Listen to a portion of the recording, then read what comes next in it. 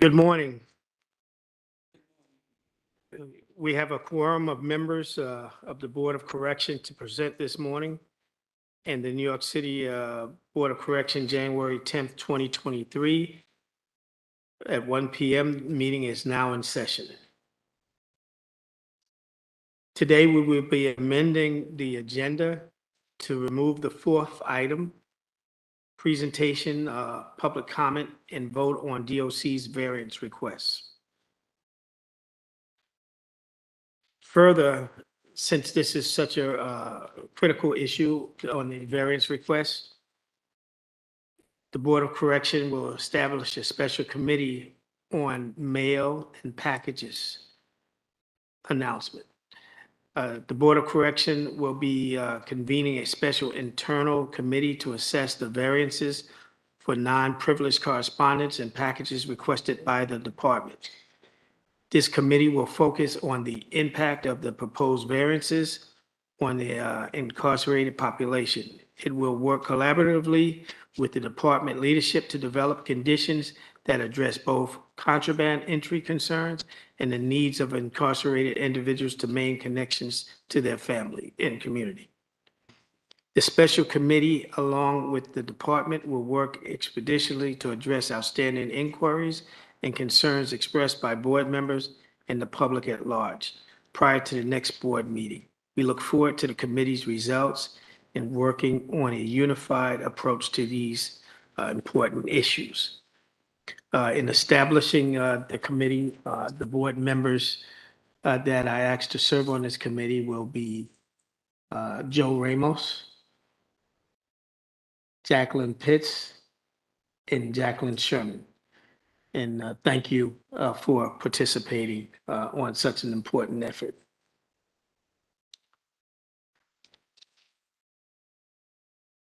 Our first order of business is to vote on the draft minutes for the November 21st, 2022 board meeting, which board members have received. Will a board member move for a vote to approve the November 21st, 2022 meeting? Is there a second? Does the board, any board member have any edits or comments on the minutes? There being none, I now call for a vote to approve the minutes of November 21st, 2022. All in favor? Opposed? Being none, the board minutes of November 21st, 2022 are approved. I'd like to have our general counsel, in the absence of our executive director, give their updates, the executive director's update. Jasmine, please. Good afternoon, everyone. My name is Jasmine Georgia-Zila. I'm the board's general counsel, and I'll be giving the executive director's updates today. I wanted to start by giving a warm welcome to the board's new chair, Mr. Dwayne Sampson. Welcome, Mr. Sampson. Congratulations, and we look forward to working with you. And I also wanted to thank the outgoing interim chair, Mr. Joseph Ramos. Thank you, Mr. Ramos, for your leadership and for your commitment to the mission of the board. I'll now turn it over to Mr. Sampson for some introductory remarks.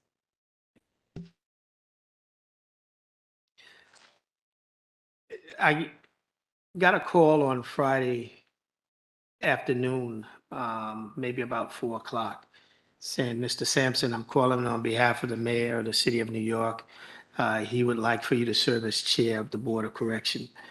And I accepted that offer. And I can say that this is no easy task. There are some very critical issues that the Board of Correction addresses in working with the Department of Corrections and persons in custody. Me as an individual, I'm looking to ensure that minimum standards are met and enhanced wherever possible. And also a very cordial and good working relationship with the Department of Corrections and all of the associates involved and also stakeholders within the communities that represent persons in custody. That being said, I am very encouraged by the opportunity. Um, it is a challenging job just over the weekend, just figuring that out. So, but I'm up for the task. I'd like to thank Mr. Ramos for serving as acting chair and really passing the ball. And I've learned a lot from you, just watching you as you developed and moved the process forward. Um, I really see a vision as chair of a board that's going to be really interactive with the department and encouraging and developing programs and other insights that is going to benefit the communities involved with the business of corrections. So that being said, I look forward to serving. I thank the mayor for this appointment and his team for believing that I can deliver on this project. So thank you very much, all of you, for working with me to meet these goals.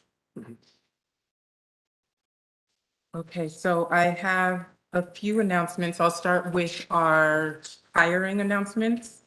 This month, the board is very pleased to welcome new BOC jail staff and researchers to help us further our charter mandated duties to evaluate departmental performance and to enforce the minimum standards. We have 4 new level 2 correctional standards review specialists, and I'll name them and give it just a brief synopsis of where they've come from.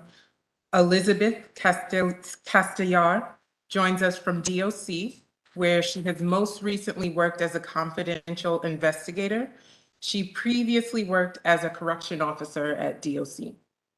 Adrian Garcia joins us from the New York City Administration for Children's Services, where she worked as a youth development specialist.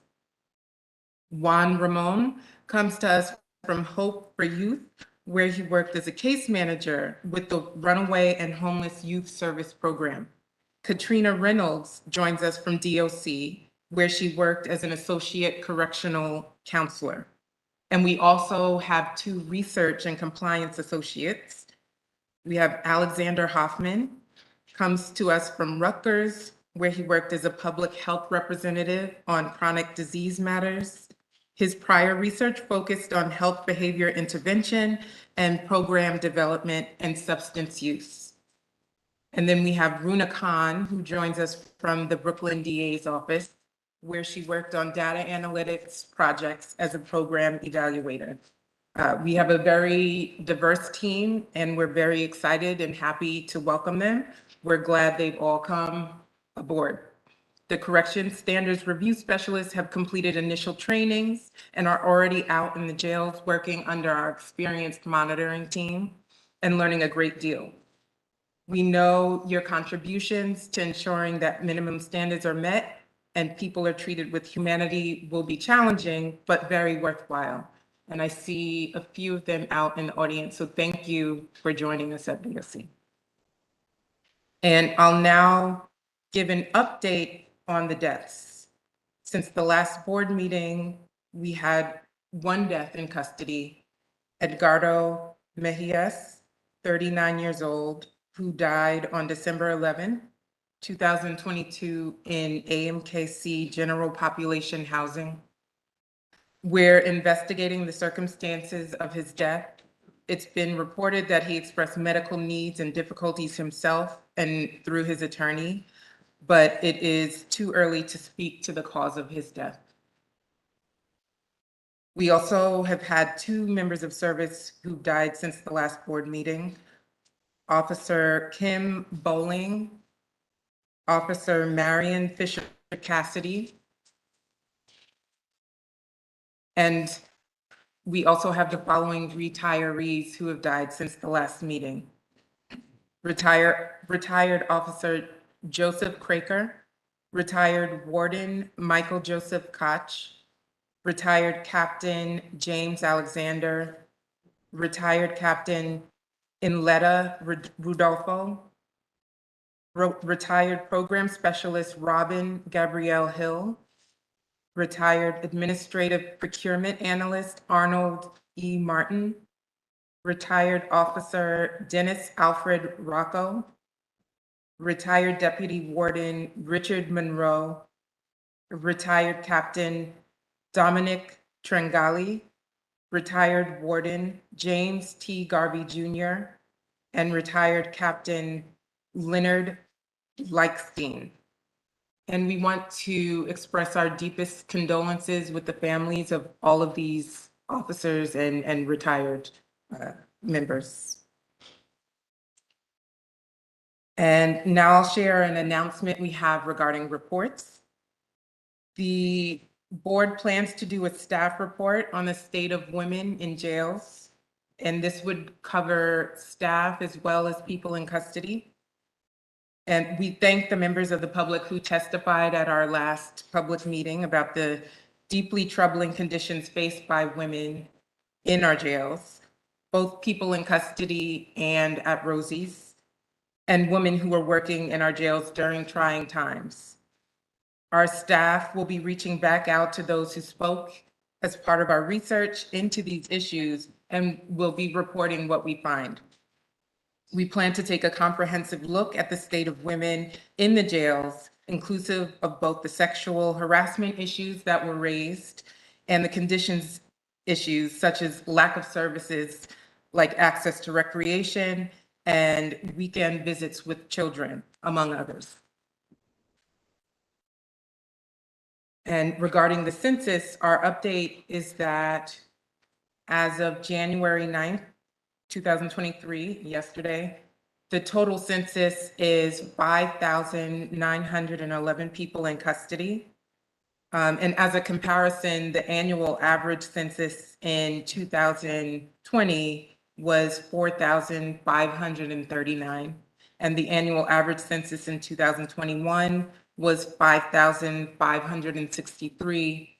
And the annual average census in 2022 was 5,641. And so right now I'll turn it over to Chair Simpson. Thank you, Jasmine. I would like to just add the report that's going to be worked on for women in jails, covering staff and PICs. Reach out to the office if you may not be on the list. If you have interest in providing input, we definitely need as much input as possible. So please reach out to the office in that regard. We will now consider the two variance requests from CHS. If CHS can come forward.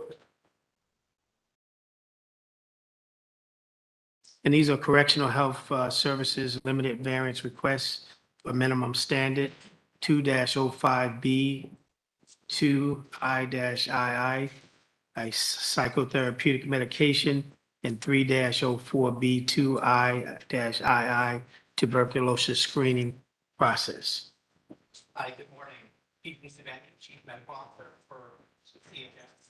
One second, please, Jasmine. I'll just give a brief Sure, summary no before problem. you get into it. But CHS is requesting renewal of a longstanding variances regarding psychotropic medication and tuberculosis screening. They have not been controversial. The board first granted the variance on psychotropic medication in November 2005. The variance allows psychiatrists to see and evaluate stable adult patients on psychotropic medication, which is medications that affect mental function, behavior, and experience in general population at least every 28 days rather than every 14 days. And CHS says that this is consistent with the current community standard. The board first granted the variance on tuberculosis testing in July 2013.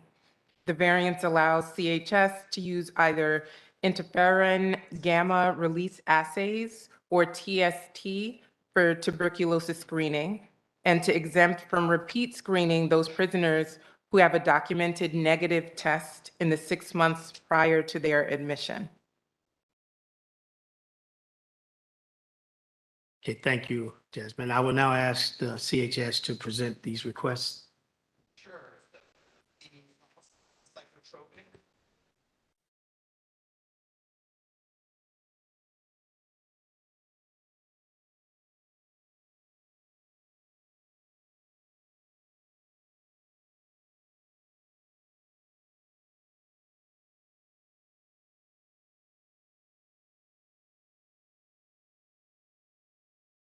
Okay.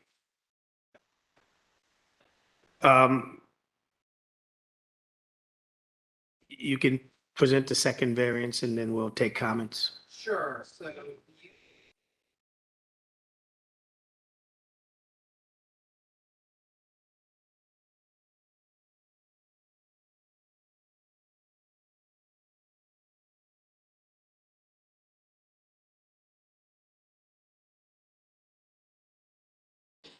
Okay, thank you. I'd like to ask any of the board if they have any questions or comments. CHS? Board member? Hi, CHS, Felipe Franco. In terms of psychotropics, what are you using in terms of young adults with ADHD? What kind of medications and what is your protocol right now? so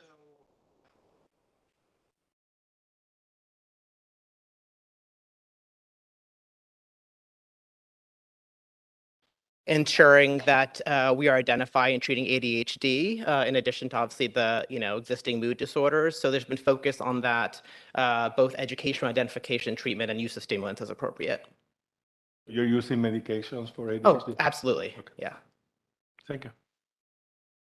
Just want to follow up on that question. Sure. Previously, not in that distant past, no medication was being used to treat adolescents with or post-adolescents with ADHD, and that was so how many persons are now being treated for this diagnosis, and what are they being treated with? Yeah, I don't have those numbers in front of me. We can look into that and get back to you. Part of what we've worked on is some of the barriers to prescribing.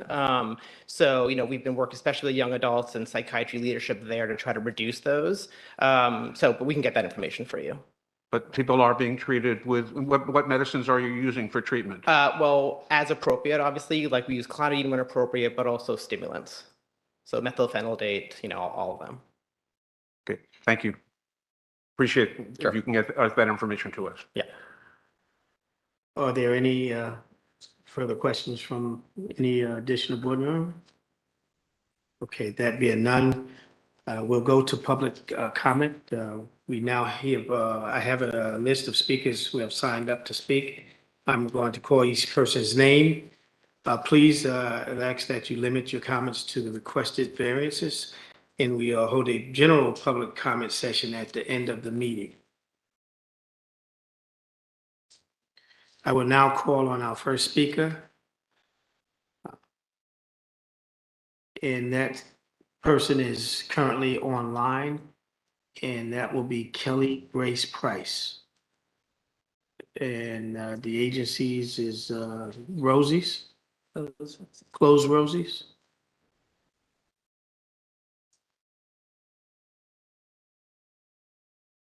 Hi, good afternoon. I just wanted to briefly say, this is Kelly Grace Price from Close Rosie's. Welcome, Chair Sampson.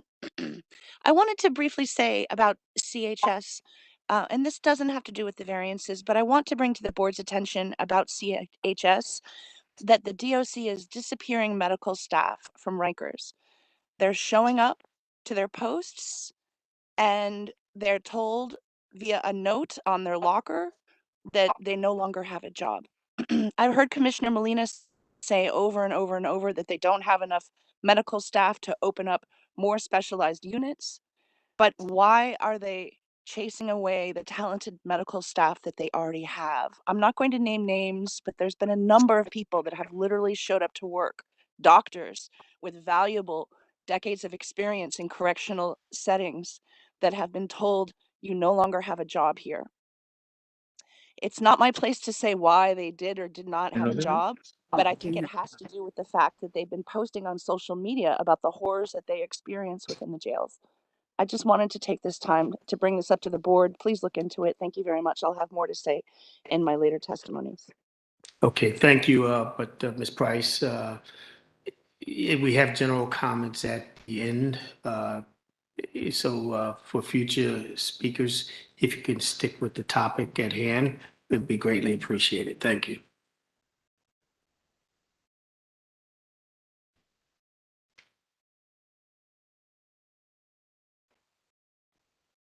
We will now turn to a vote on the psychotropic medication variance.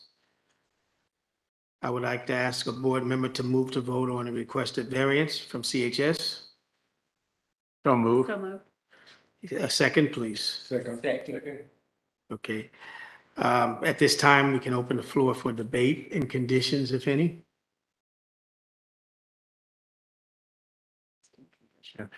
Just, Chairman, there are existing conditions to this, and I think the vote should be to continue the variance and its existing conditions, unless someone does not want to do that. Okay, could you make a motion on that? I'd like to move that we approve the variance with its associated conditions. Is there a second? Second. Okay, all in favor? Aye. Opposed? Variance so moved.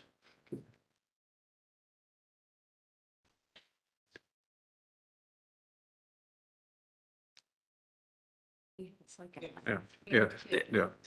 There, just for a technical matter, so that we have a vote that's represented by each board member, I will do a roll call vote.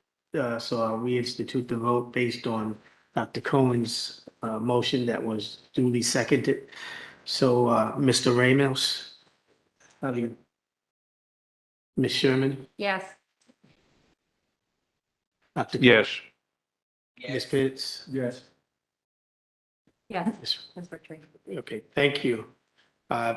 It's a unanimous vote, so we would like to thank you, CHS, as your variance has been approved by the board.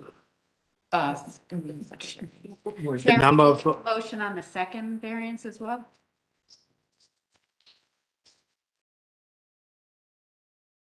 which one? Okay. For the tuberculosis testing,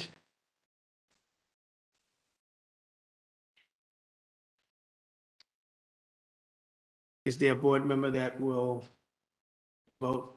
So moved. Second, please. Second. All in favor, or we'll go down roll call again? Mr. Ramos? Yes. Sherman? Yes. Dr. Cohen? Yes. Ms. Pitts? Yes.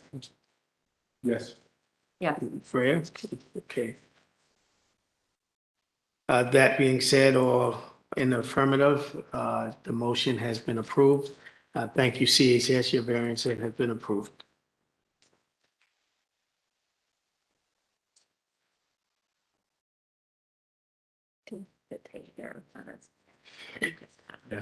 We'll go to other agenda items at this time.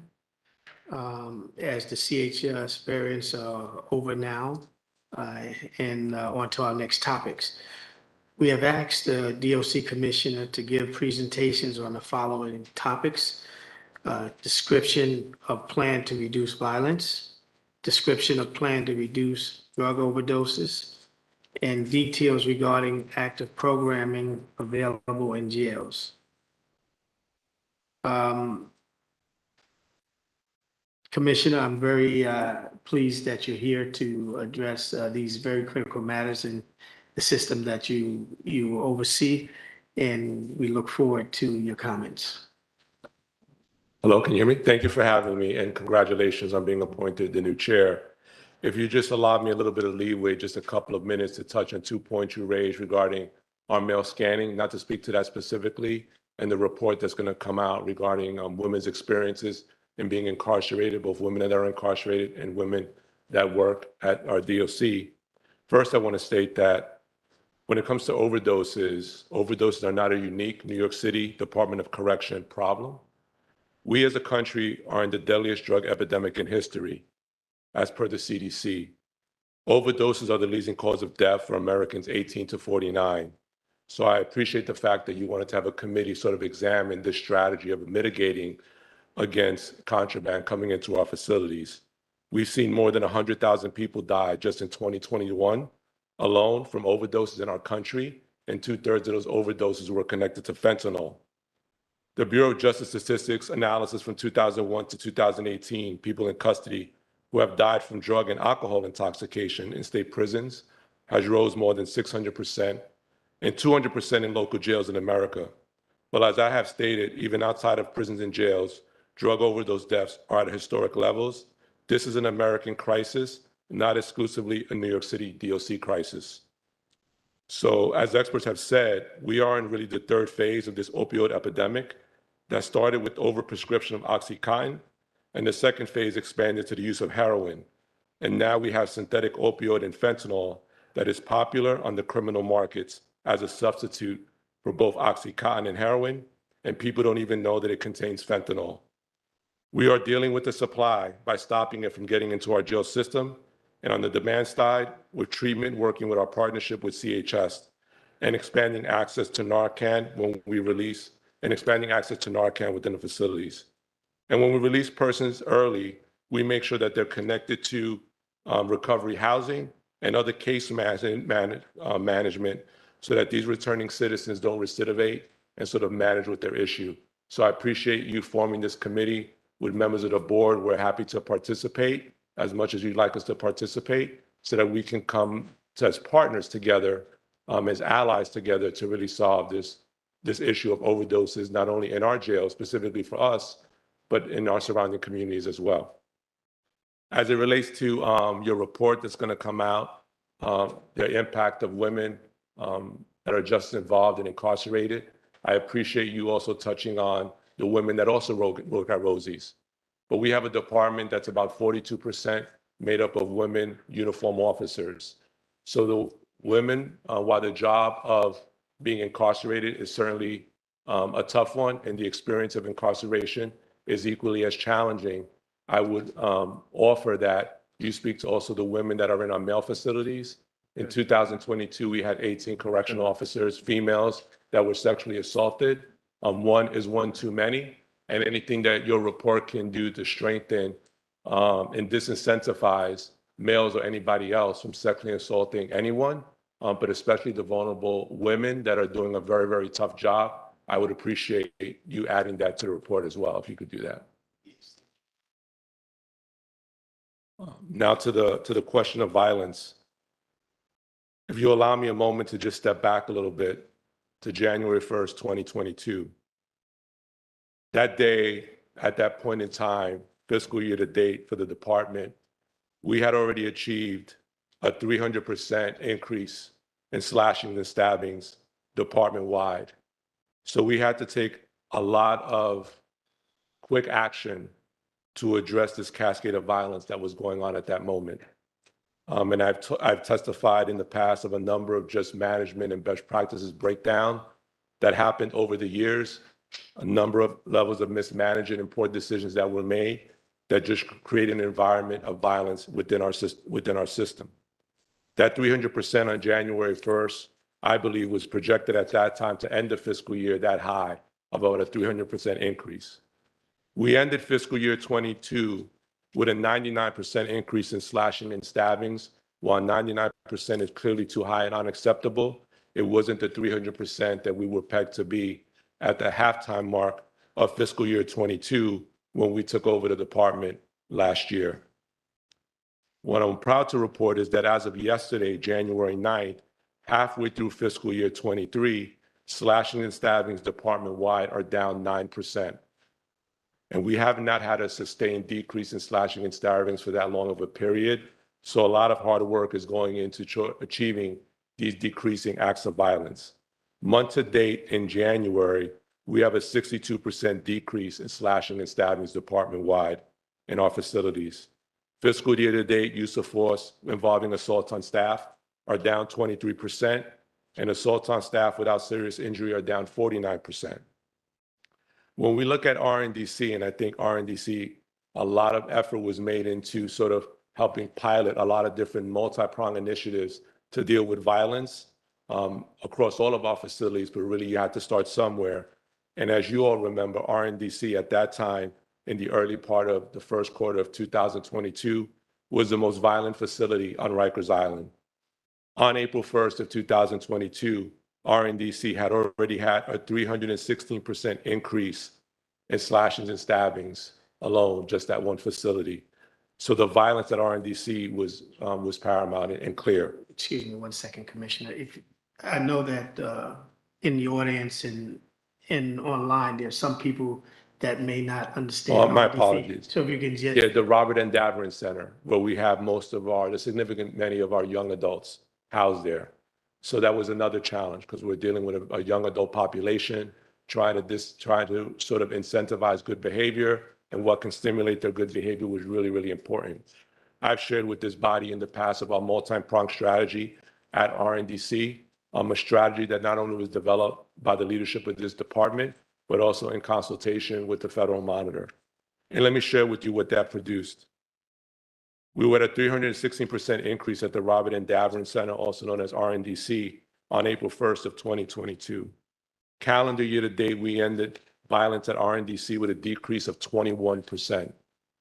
And fiscal year to date, slashing and stabbings have decreased at the halfway mark at RNDC, the Robert N. Daverin Center, at 57%.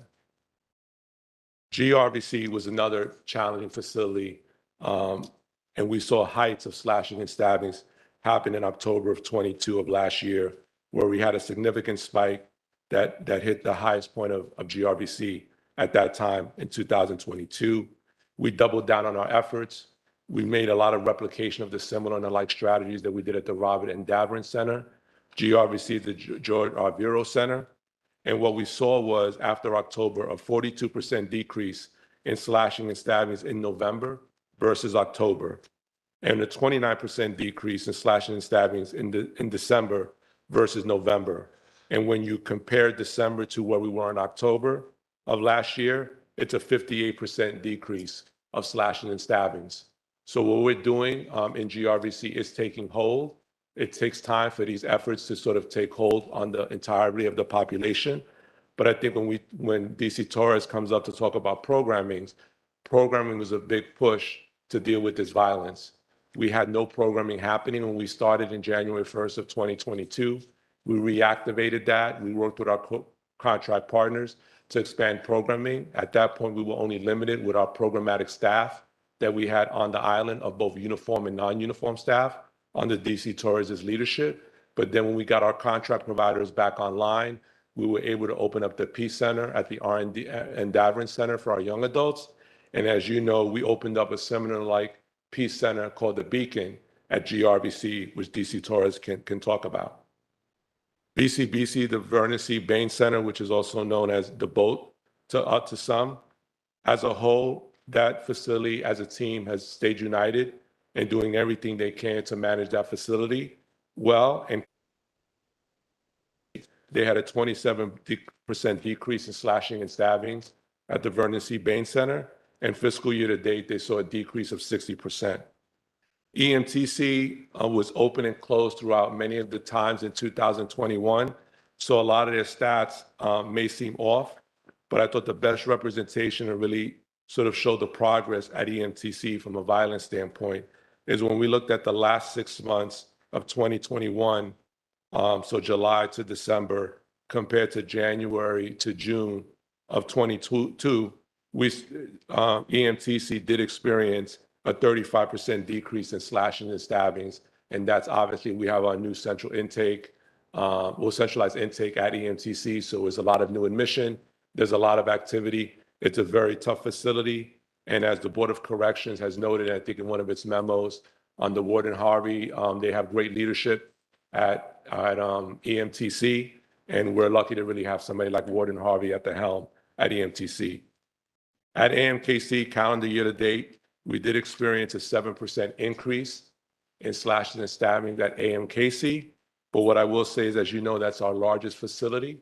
Over 2,000 people in custody are there. A number of persons in custody are there are suffering from some level of mental illness and battling with substance abuse addiction. So while I'm not happy that it's a 7% increase, I appreciate the leadership at AMKC of what they were able to do there to make sure that it wasn't too high of an increase.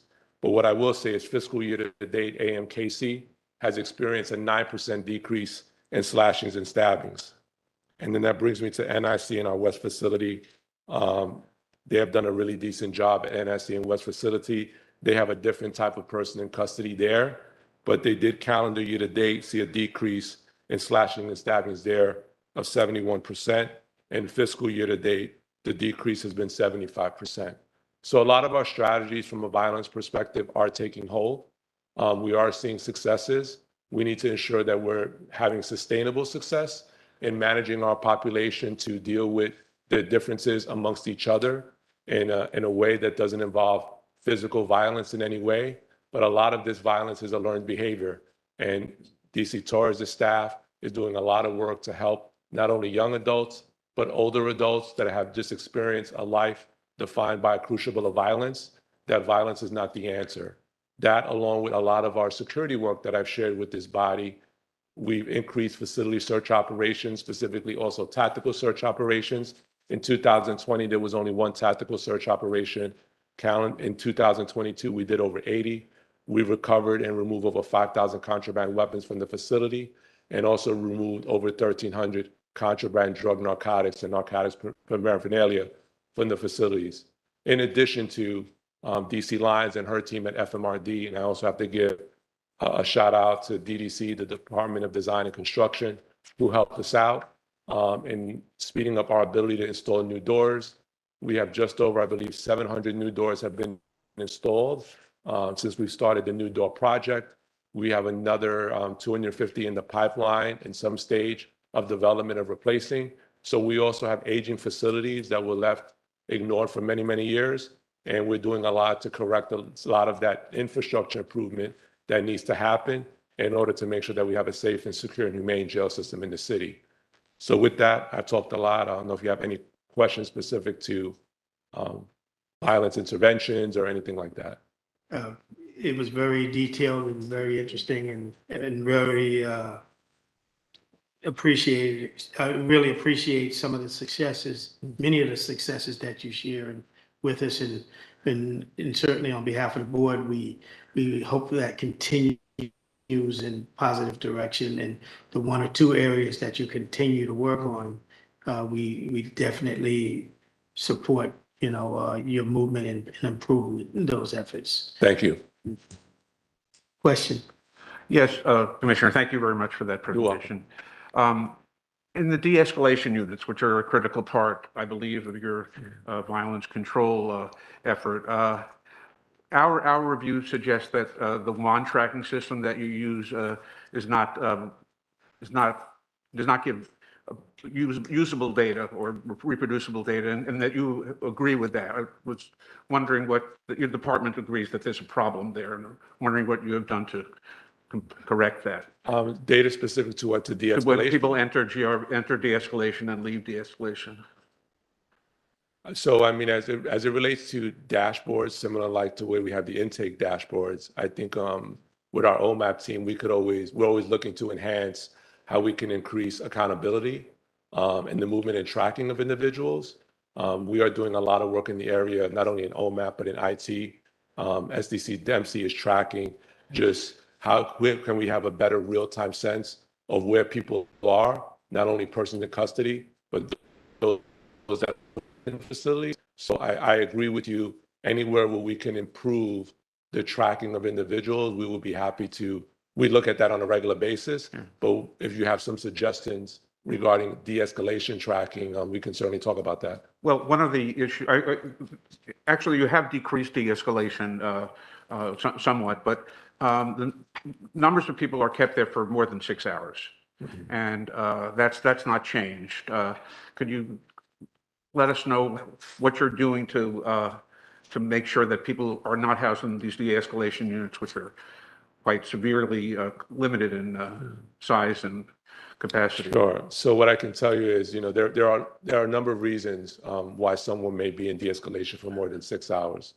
For example, if we have to rehouse an individual, if that is in VCBC where that's occurring, and we're going to be transporting them to another location, then I would prefer that an individual be in de-escalation than be in intake any longer, because one of the things that we know is that when somebody is in intake a not necessarily long period of time, given the transient environment of intake, de-escalation may be a better option, but it may cause us to go over the 6 hours. We revamped the way we've done teams, and certainly this is one area where the facility leadership on a weekly basis under SDC Dempsey and his team are going to be some of the things that they go over, like you had someone in de-escalation, what was the reason? So when we do go over the clock, whether it's the intake clock or a de-escalation clock of time that someone is there might be some things that may be out of our control at that moment that cause that to happen. But for things that are in our control, we want to make sure that that's not happening. Yeah. Well, I appreciate that, and I support that. The most recent data that the board has analyzed showed that in August of last year, 29% of all placements exceeded 6 hours in de-escalation units. So I guess there's ways to go in this process. Yeah, I mean, I think there's always a way to go. I mean, also that 29%, I mean, I believe, lowered the number of overuse of de-escalation. So while 29% is not an acceptable number, it is, I think, not a big number in the totality of people that may be held over there. But we'll look at it and address it. Thank you. Thank you. Any other questions? Okay, Commissioner Fred? Thank you, Commissioner. That was really helpful, and it's good to see some of the positive progress, especially the emphasis on programs. I think to see a lot more of that activity is really felt in the jail environment, as well as, from what I've seen, the beginning of the rollout of some tablets, and those seem to really be helping to keep people occupied. And so I want to thank you for those efforts. I did have one question about RNDC.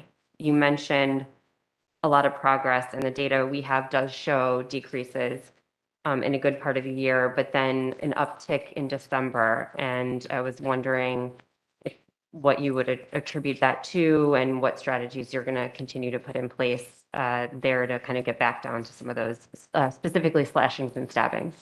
Sure. So I think when you talk about the uptick in December, I think we have to put it in the context that RNDC had an uptick in December, but in the context of where RNDC was in December of last year and other years, not as high.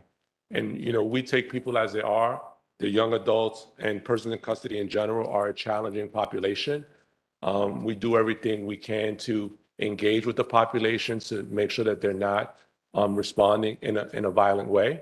So it's an ongoing effort, but we're watching it. And I think 1 month in December, while you're right, compared to the other previous months, there was a spike, but in the totality of where RNDC was from January to April of 22, and where it was in 2021 is a much different place today than it was then.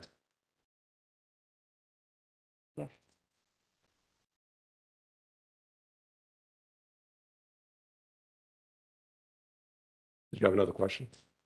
Oh, no. There's no other questions. You can continue, Commissioner. So you had also asked, Chair, about Narcan. So in July of 2022, the department implemented its Narcan naloxone policy that enables uniform staff to administer Narcan in case of a suspected overdose. As you all know, Narcan is a life-saving medication with virtually no side effects that may be used when someone has or is suspected to have had an opioid overdose. This new policy outlines symptoms of an opioid overdose and directs trained DOC staff to administer Narcan to any person who appears to have opioid overdose symptoms. CHS has trained people in custody how to administer Narcan, so staff may also provide it to the people in custody to administer. Anytime Narcan is administered, DOC staff are to note the incident in a logbook. At this time, DOC doesn't track the number of Narcan that it's administered, but we're working on a way to be able to track that just for quality purposes, to see how our staff are responding to that. CHS has also supplied the department, as you know, with Narcan traditionally only in the A stations, but they are working with us and we were able to deploy Narcan to our court commands and our transportation division. So we're expanding it in addition to the 8 post-housing units where they're at now. A Narcan audit was conducted to determine compliance with Operations Order 22, and visual inspections were conducted to ensure that Narcan kits were in the A stations and each housing area, and we had a 97.6% of the housing areas were in compliance. So we are working also on now. We've trained over 4,000 uniform officers in the use of Narcan through our Training and Development Bureau. In addition to that, we are working to do a large purchase of Narcan, not only the Narcan itself, but the holder. And we are going to be issuing Narcan to our officers directly so that they carry the Narcan on their person so that it's even quicker to respond to a suspected overdose if they see someone is going through that in the housing units. Thank you. I have a Commissioner. question for the commissioner. Yes, Dr. Just- Cohen. That last thing that you said is spectacular. I just want to compliment you and your staff for leading in this. I have 2 questions I think I asked you the last time we met. I wonder if there's been any progress on it. One was there are fentanyl strips available now, and I'm sure the department uses them for its work in detection. If those were available we know that drug use takes place in the jails. I wonder if the first question is it considered making fentanyl strips available to persons in the jail so they can test the drugs that they are using, like we provide condoms. It's not the same thing, but something that's against the rules of the jail, but recognizes the actual behavior there. Yeah, so it's under consideration. What I've done is 2 things. One is I've asked the law department to give us some legal guidance if we were going to pursue a harm reduction strategy like that. The other thing is I want to take into consideration and confer with CHS on the impact of that for those that are struggling to deal with their substance abuse addiction, and also working with the security team to see would that just embolden people to send narcotics into our jail system, which we're doing everything to stop and mitigate. But I have asked the law department to opine on that harm reduction strategy. Thank you. The second question has to do with one of the, I believe, major, and your staff believes, one of the major ways that drugs are smuggled into the jails is through staff, security, and civilian. Have you considered the scanning of officers, which would have a tremendous effect, scanning of all civilians and officers entering the facility? I think that would have a tremendous effect in decreasing. Sure. So, and I've said this publicly, that I in principle agree, just like an airport, people get screened, that we should be making available for all types of heightened ways that we can do to screen everybody that comes into our facilities to mitigate against drug contraband or weapons coming in.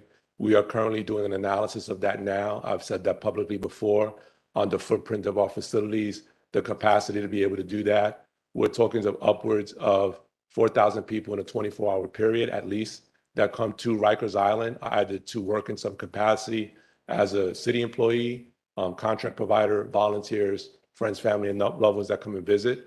So to body scan on that capacity is something, that work is ongoing right now. And hopefully I'll have something to update the board within the near term future about that. But I just want to correct the categorization of that the majority of stuff coming in. Know that over the last 6 years, we have unfortunately had 25 correctional officers, uniform staff that were arrested for bringing in contraband, but that's since 2017. And 25 is not a majority of the thousands of people that at the Department of Corrections. We have interdicted more than 532 contraband narcotics items coming in through the mail. Of that 530 or so items, 133 were directly connected to having fentanyl. So there are a number of what I would call streams of possibilities where narcotics can come into our facilities. And we are thinking about being innovative about what we can do to mitigate against that in all of those streams. But I do not believe that the majority of contraband narcotics coming into our facility is a uniform or non-uniform contract provider volunteer problem, a lot of this stuff is also getting into the mail as well, which I'm sure your committee will, when we have that committee to sort of research that, we'll come to that similar and alike conclusion.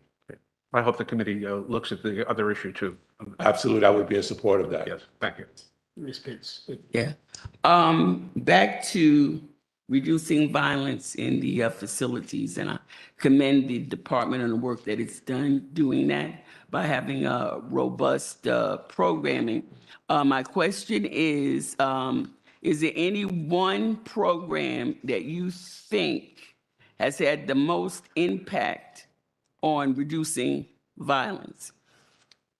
So I don't think it's any one program. I think some are more effective than others. And one of the persons who we're bringing on board soon is a program evaluator, someone that can evaluate the effectiveness of a number of program strategies that we have available to us to deal with addressing issues of violence. But I do have to give sort of a shout out to Pastor Tim Johnson from Orlando, Florida. He did come in with his Fatherless No More program. At that point, I want to say we had about 16 young men or so that participated in that program. They were young men that were from different gang association groups, and they learned over the course of weeks of being in this program really to address their learned behavior of responding to incidents of disagreement in a violent way. And it was a very, what I would categorize as a very transformative experience for those young men. So we're looking to replicate that more within not only our RNDC, our Robert Endowment Centers, where we did that for our young adults, but I think we can find a space for that for even adults at the George R. Vero Center. So it was really important for us to open up the beacon at GRVC so that we can offer sort of similar and alike opportunities. But I think when we're dealing with individuals that have had, like the mayor has said, right, a lot of upstream neglect of their issues, whether we're talking about access to mental health, physical health, their families having access to economic opportunities, other different of educational strategies, whether that's traditional high school or vocational strategies. It's a multi-pronged approach to deal with individuals that just have learned violence as being a normal state of behavior. And I give credit to the young men that participated in that in Pastor Tim's program. It wasn't easy for them as well. It was a real struggle. There were a lot of tears and a lot of pain that was unleashed through the many, many hundreds of hours of engagement with these young men. And I only wished if these young men had had that same type of engagement as young men out in their communities, they would not have been just as involved in the first place. Thank you. You're welcome. Thank you, Commissioner. I mean, one thing that I think you're elevating is that there's not a magic bullet or program that will solve issues that have been neglected for years and years. And as you know so well, many of the young people and many of the people who are in Rikers are the same ones that have been neglected by other systems before. And one thing that it seems that you are highlighting, and it's something that we hear whenever I go and meet with young people, more than programs, they want relationships. And two things. Could you talk about how I know you're building very intentionally the ability to create positive relationships inside and outside? But also when you talk about evaluation, which I commend you, have you thought about participatory research and what role the folks in Rikers will play in evaluating programs and developing new science? Yeah. So one of the things that, and the person we selected for the position is very talented in doing a number of participatory research like this, because when you speak about relationships, community and family that's on the outside is vital to one's success towards their rehabilitation. But as all of us are aware, some of those relationships are very, very toxic and are the drivers of why these young people are just as involved in the first place. So how do we identify other shepherds that can be in these individuals' lives, especially our young people?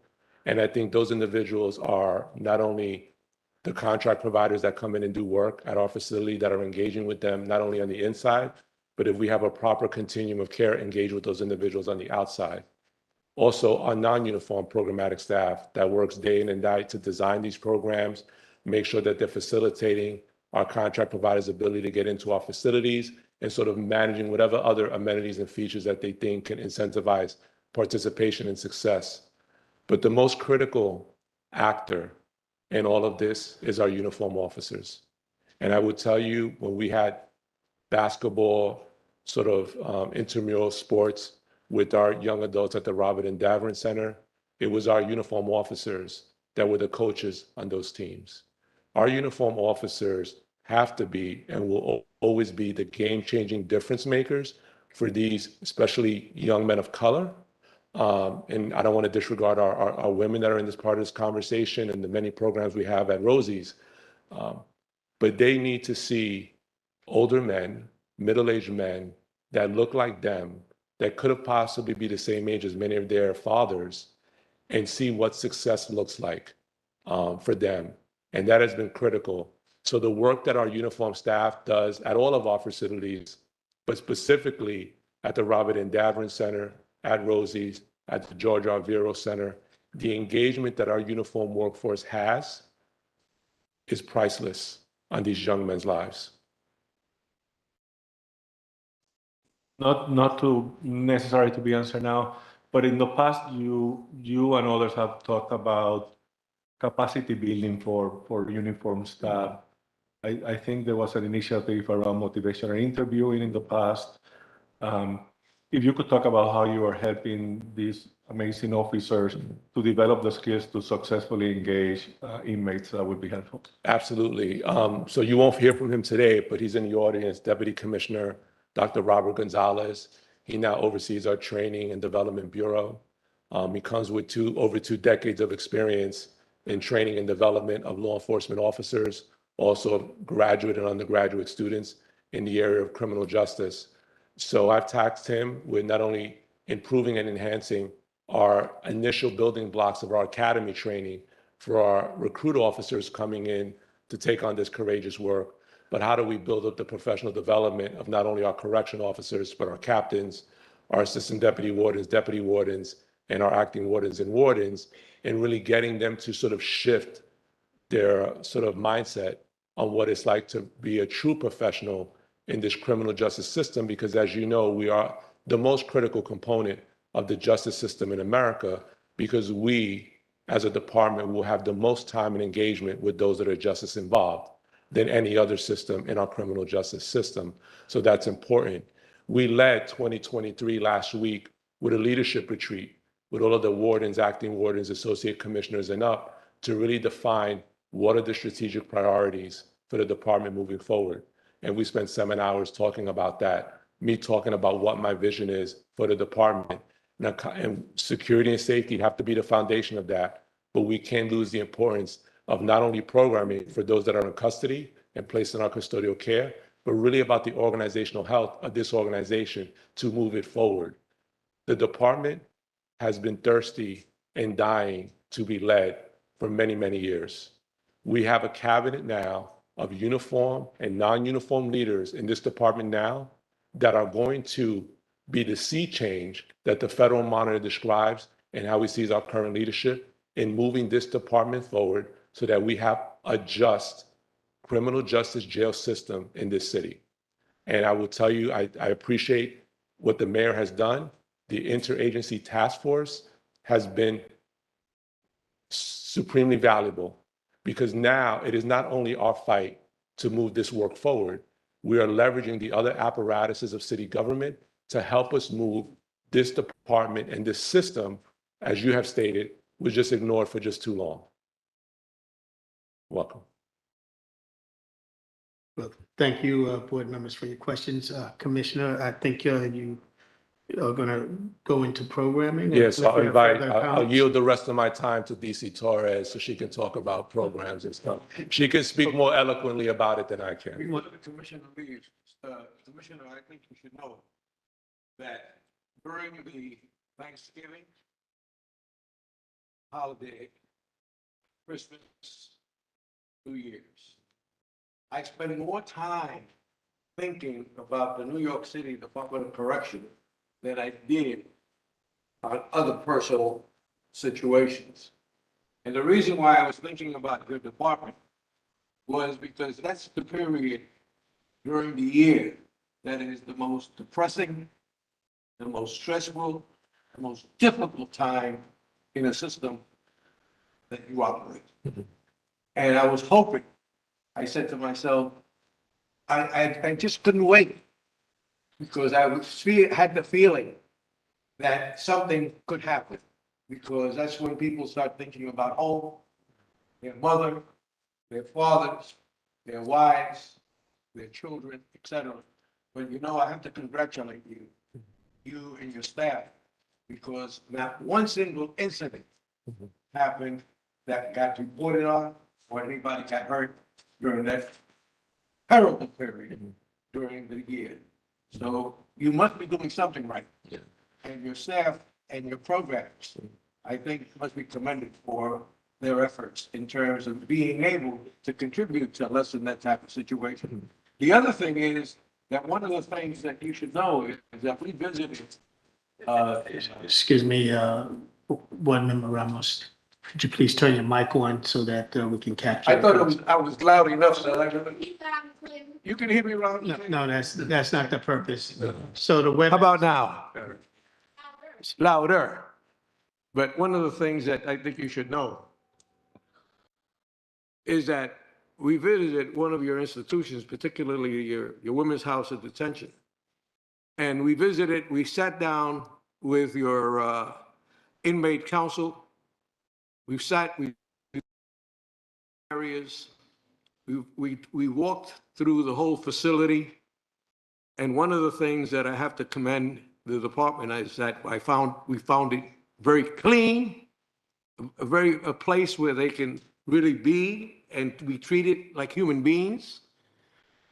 We visited the nursery, and it brought me back 20 years as it was developed. And we saw the child that was there, the Asian American child.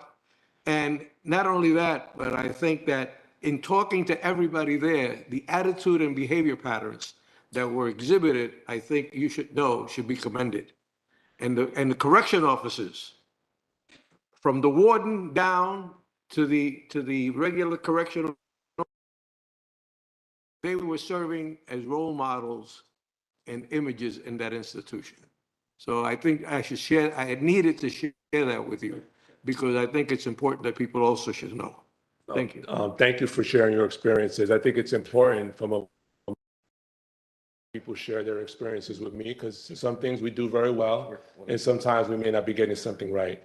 But I would tell you as it relates to the experience of the holidays and being sensitive of what that is like to be away from your loved ones, not only for the person in custody, but for our staff that are there on those same holidays.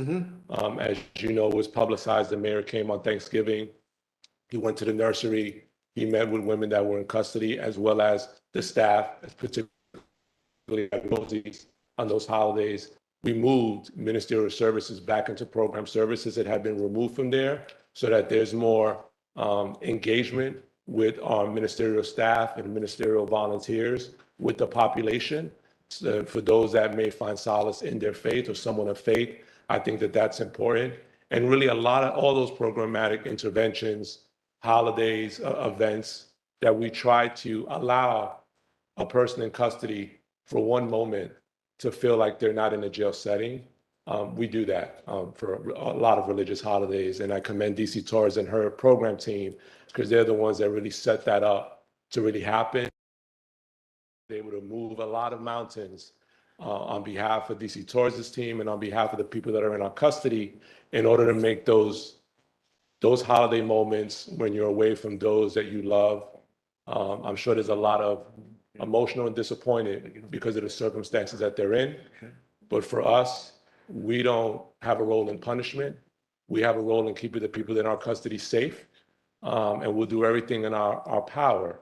I often tell my staff that as an organization, we cannot define the state of the people that come into our system, but we have an obligation to try and improve their outcomes when they live by that. Yes, one second, Ms. Sherman. I just wanted to acknowledge My apologies to Board Member Ramos for the introduction, but we really do need the mics on, so as a point of order, so that folks that are not in the room that are remote can pick up the audibles.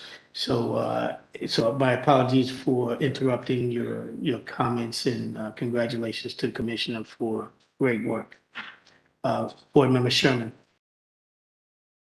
And thank you for that report, Commissioner.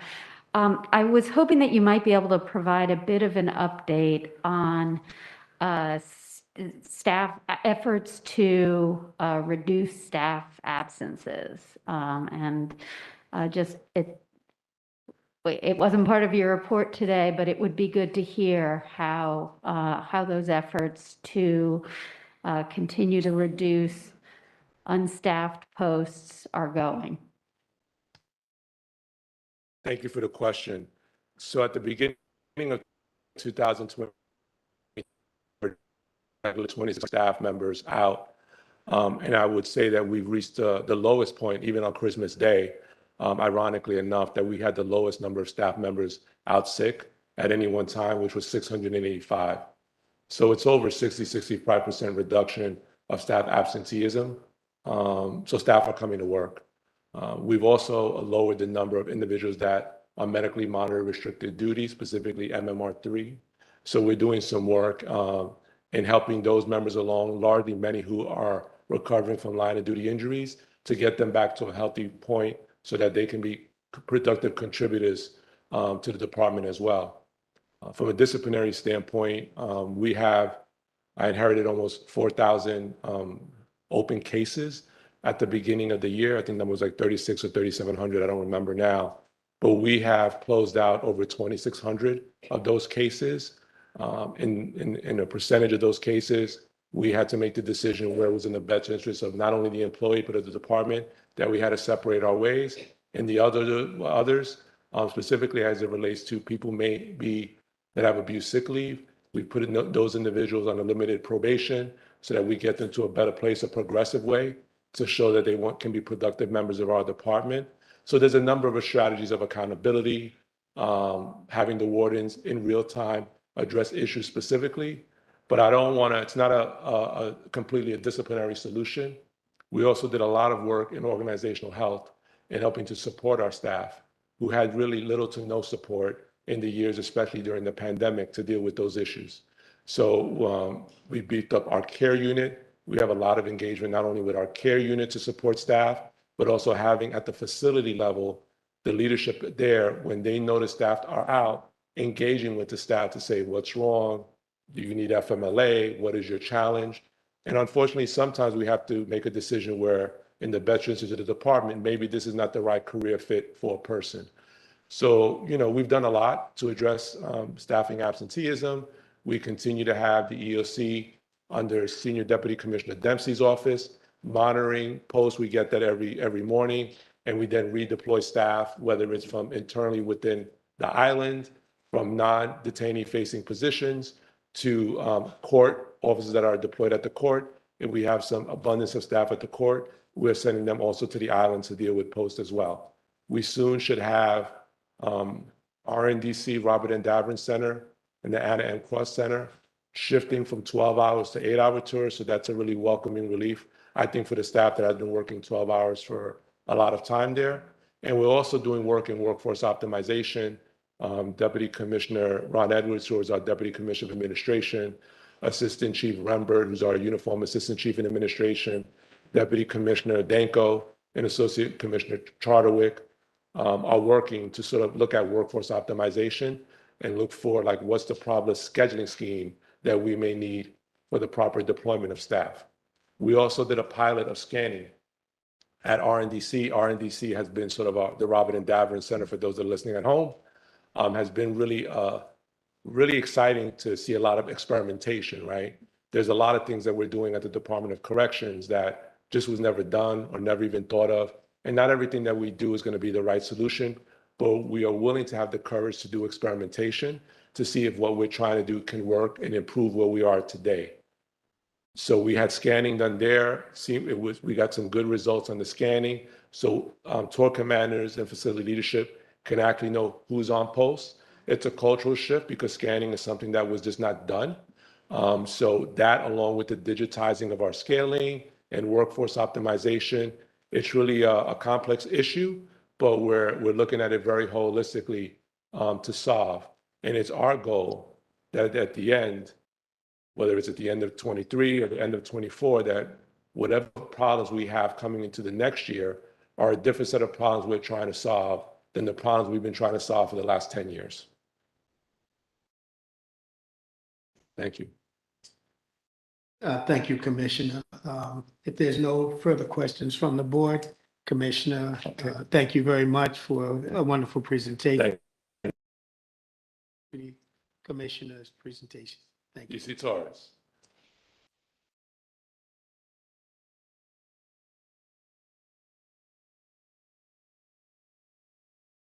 Good afternoon, board members and the public. My name is Francis Torres. I'm the Deputy Commissioner for the Division of Programs and Community Partnerships.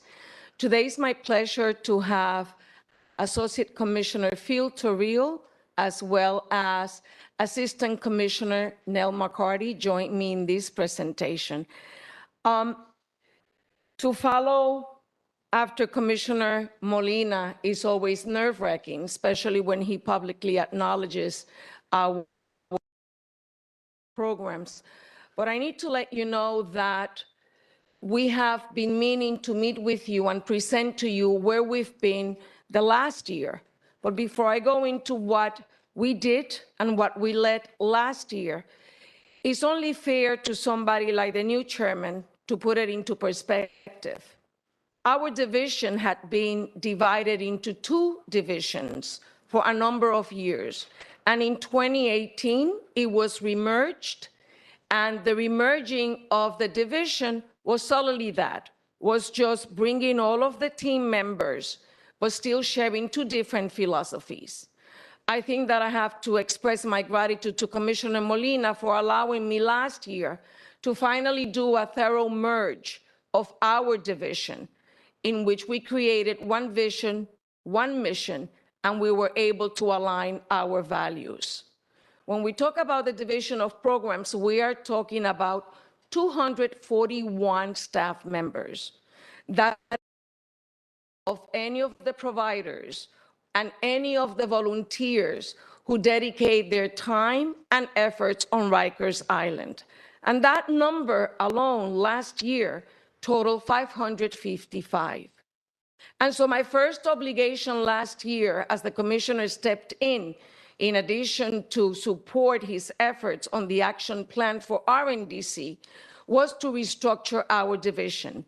There were critical holes in our division, holes that at times were strenuous to all of us.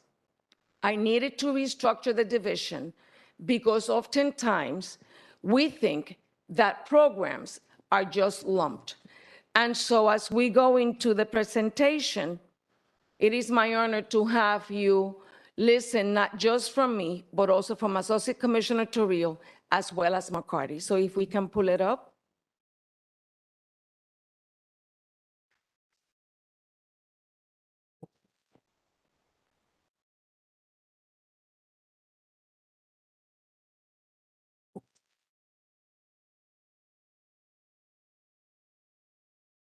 It's a very long presentation. Chairman, feel free to tell me when to chop or when to move quicker, and we will be glad to do so. Deputy Commissioner, this is a very important topic to the board, so please take as much time as you need to present.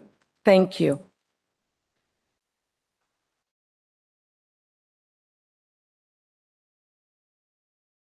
And so when we merged, we did have a vision and a mission. And the vision and the mission that was captured back then, in essence, had all the flair and had all the language that would make you look at it. But what we decided was to actually enlist all of our staff, our uniform and non-uniform, and really have a show of ideas that would allow us to recreate our vision. And so in doing so, we were able to come up with the following vision for our division, which is to create and implement programs, services, supports, and opportunities to effect change and strengthen reintegration. Our mission just became very simple, which was contributing to a just, peaceful, and safer community and environment through targeted services, programs, and social integration of the people we care for. And then all of us came up with very key values. As the Division of Programs and Community Partnerships, we are committed to believe in humanity. We believe in people have the ability to change, treating each other with respect, listening to, incorporating, considering the ideas and opinions of those impacted the most. And I'm going to underline that. Most impacted the most, which are the staff that are assigned to each and every single command, and most certainly the persons assigned to our care. Creating transformative working and learning environments, striving for success through partnerships with community and faith-based organizations, families, providers, and volunteers. And with that said, I would like to bring in Associate Commissioner Trujillo to take you through the tenets of our division. Thank you, DC Torres, board members. So as part of this restructuring that the DC spoke about, we categorized and organized the various units into 4 domains or tenets. We'll speak more at length about each of these, but I'll briefly touch on them now. The first is counseling services, and under that, ESH programming. The counseling team, I would say, is really the backbone of our operation. They are the very individuals who are on the units. They are the very individuals who speak with individuals about the incarcerated persons, about their needs. They assist with those very issues that any one of us would deal with if we were to be incarcerated. And they advocate for the persons in custody to make sure that they get linked to the services that they need. Then there's advancement and enrichment, and including in that is fine and performing arts, educational services, workforce development, the Pause of Purpose program, recreation, the tablet program, and community providers. You will know that most individuals in our custody, unfortunately have limited education, limited skills that really enhance their employability. So via our educational services and our workforce development, we really seek to target those needs. Similarly, incarceration is for anyone a trying experience under the best of circumstances. So outlets are needed, outlets for creative expression, outlets for physical activity, and that those are spearheaded by our recreational services team as well as our fine and performing arts staff. Then there's program operations. The chaplaincies will be integrated there shortly. It includes civic engagement, data management, and volunteer services. We are a division that takes a data-driven approach to programming. We monitor very closely which units do and do not have services, how many services, the impact of those services, the engagement of the services, the completion of programs, and that really is spearheaded by our data management unit. And then there's reintegration, finally, with our geo-based contracted partners, the collaboration with MACJ, the Supervised Release Program, the Law Libraries, and the Women's Initiative. If we, board members, do not target very issues that prompted people to be incarcerated in the first place, we cannot expect different results. Those issues are really primarily targeted by our contracted providers. And the commissioner previously alluded to sort of the community relations being a pivotal element of reentry. These organizations were chosen because they also have a strong and robust presence in the community. Next slide, please. So who afford those services? We are a proud team of more than 200 staff who work under challenging conditions day in, day out. We are very fortunate to partner with more than 100 community-based partners. from various large organizations as well as smaller organizations. And then to fill certain voids, New York is a resource-rich city. We are also able to draw from the time of volunteers.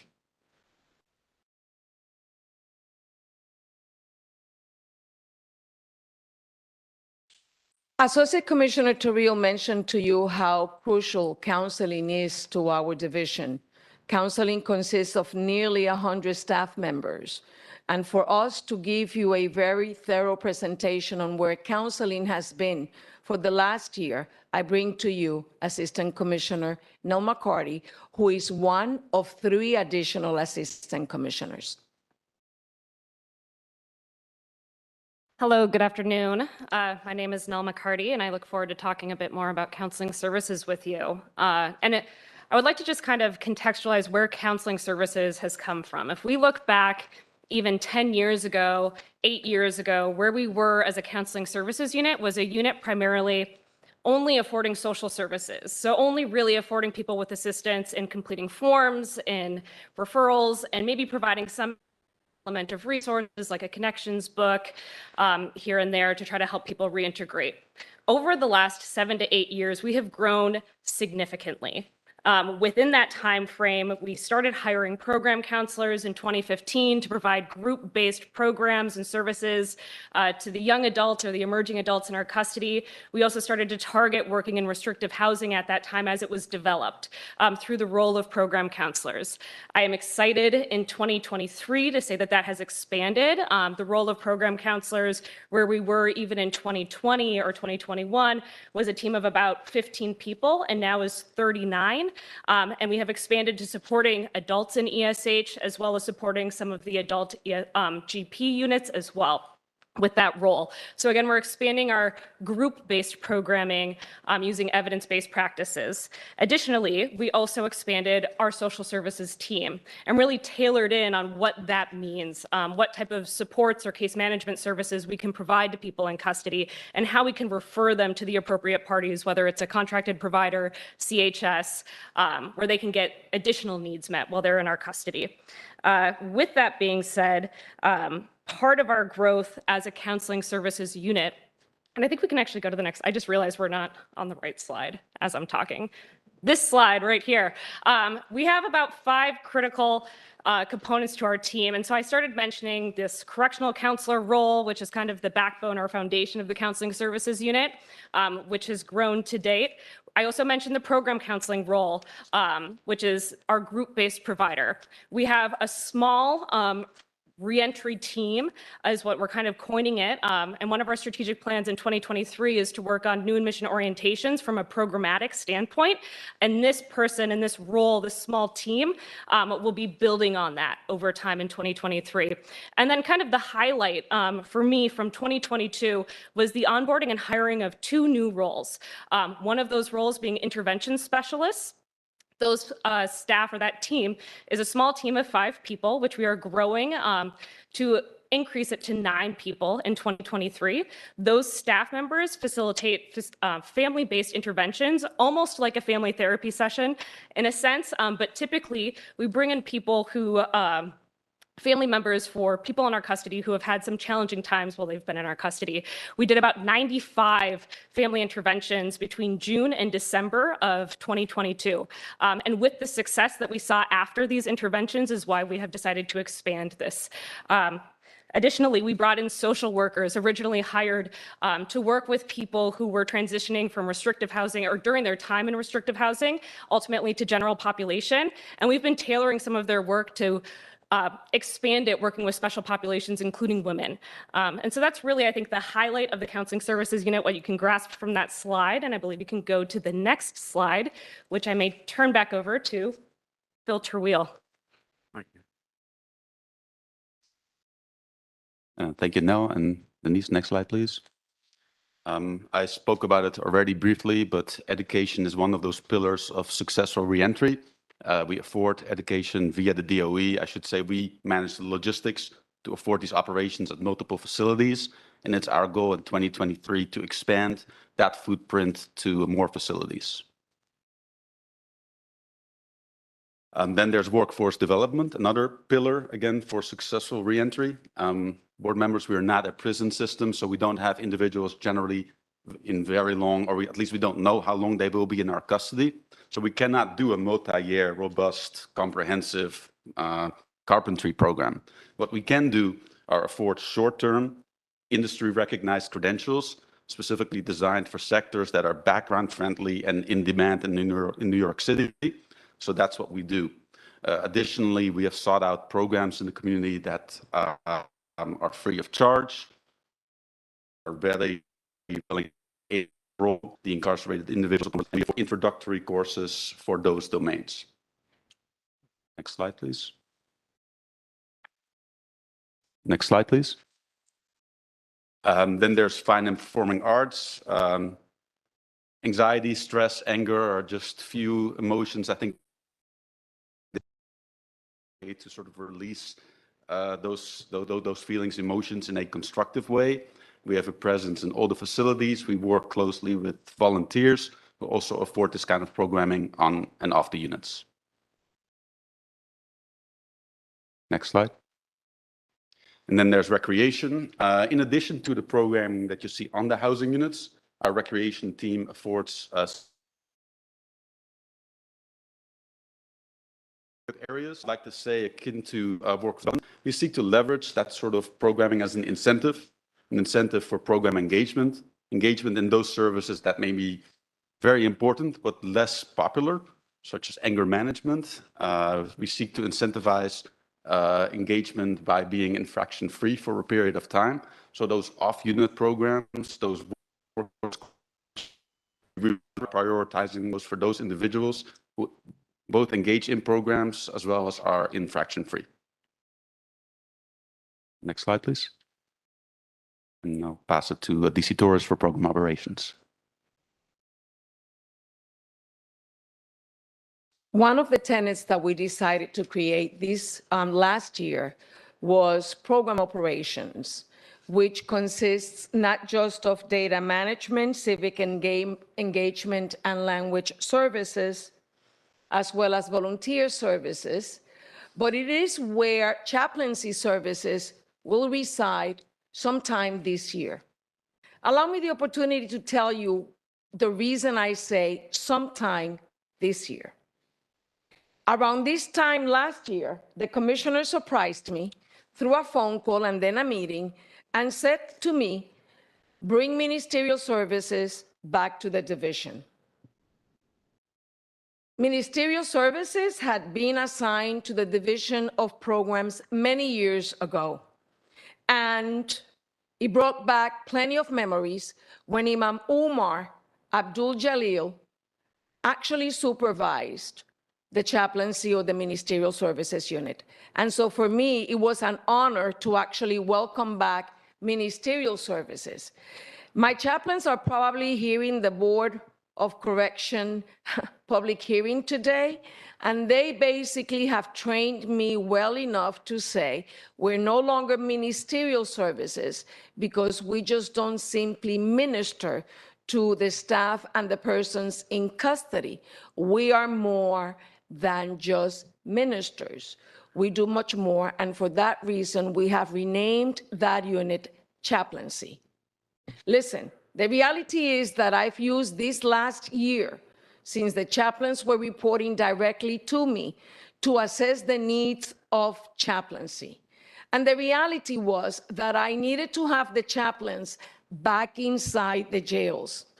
And that is something that we have done. We also needed to restart congregate services. Now, imagine how it is that as a department that has the challenges that we were experiencing, what it is for us to actually restart congregate services. It continues to be a challenge, but we continue to forge ahead. And that is what we're doing. Thanks to our efforts, not only have we resumed congregate services, we've also been able to sponsor very specific religious services that are in a congregate fashion. And for some of our faith-based services, we've been able to bring in their faith in some of the highest of celebrations. The reality is that the chaplaincy unit right now consists of 18 chaplains for 4 different faiths. Out of those 18 chaplains, there are 7 who are full-time. There are 11 who are part-time. Of those 18 chaplains, we have 3 chaplains who are out on medical. But in order for us to continue what we have set to do in terms of chaplaincy, we have been able to be supported by a group of dedicated volunteers that are coming in. We have 5 organizations that have come in to support our services. We will expand that number in 2023. And we're also increasing the number of full-time staff members on the role of chaplains this year. We are currently awaiting the onboarding of 3 full-time chaplains, and we are waiting for that to happen in the next job postings for additional part-time chaplains of different faiths that should be going up in our website as well as other social media in the next couple of weeks. So we know that the work needs to be done, and we will continue to do so.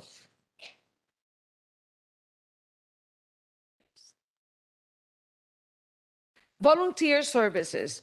Volunteer services has done an incredible job, and it's a job that has yielded approximately 555 persons that have been processed through the unit. With the support from Commissioner Molina, we've been able to basically reduce the waiting period for any of our volunteers and or service providers to obtain their volunteer identification cards.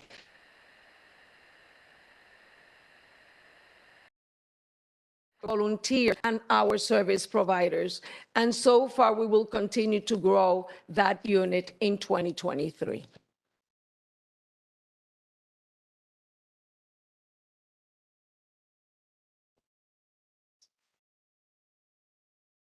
Okay, so I am coming back to talk a little bit about reintegration and what falls under that purview. And thank you so much for pushing right on to the contracted provider slide. I think one of the greatest accomplishments that's already been discussed today is that in 2022, we were able to bring back the bulk of our contracted providers and our volunteers into our facilities to be able to provide people with on-unit programming and reintegration or reentry support.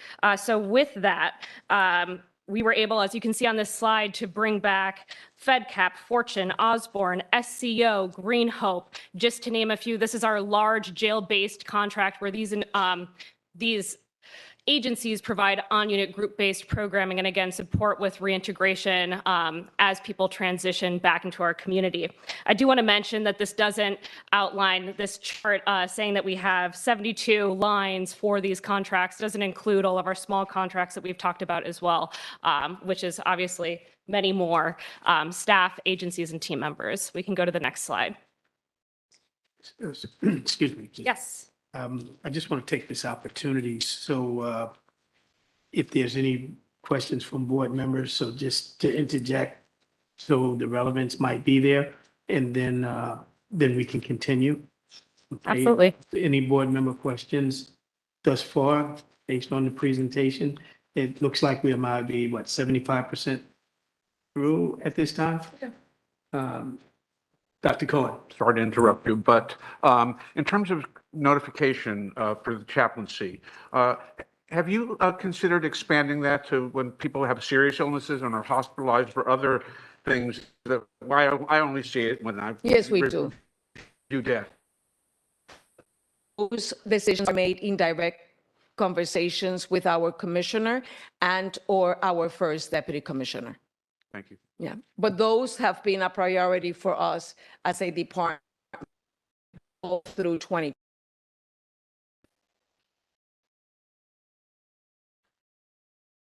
I had a question on the workforce development programming and, the fact that jail stays can really vary and it's a transient population. Is there a way, perhaps through the tablets, where if someone starts a course and then they leave, they'll be able to complete it and kind of take that stuff with them, either that they've completed or continue working on it? Thank you so much. That's a great question. And if you allow me to pause for a second and afford you additional clarity in terms of workforce development. For a number of years, to be exact, since 2016, we've had a memorandum of understanding with our partners from the Department of Education, in which we are able to funnel specific funding to them in order for us to acquire our services.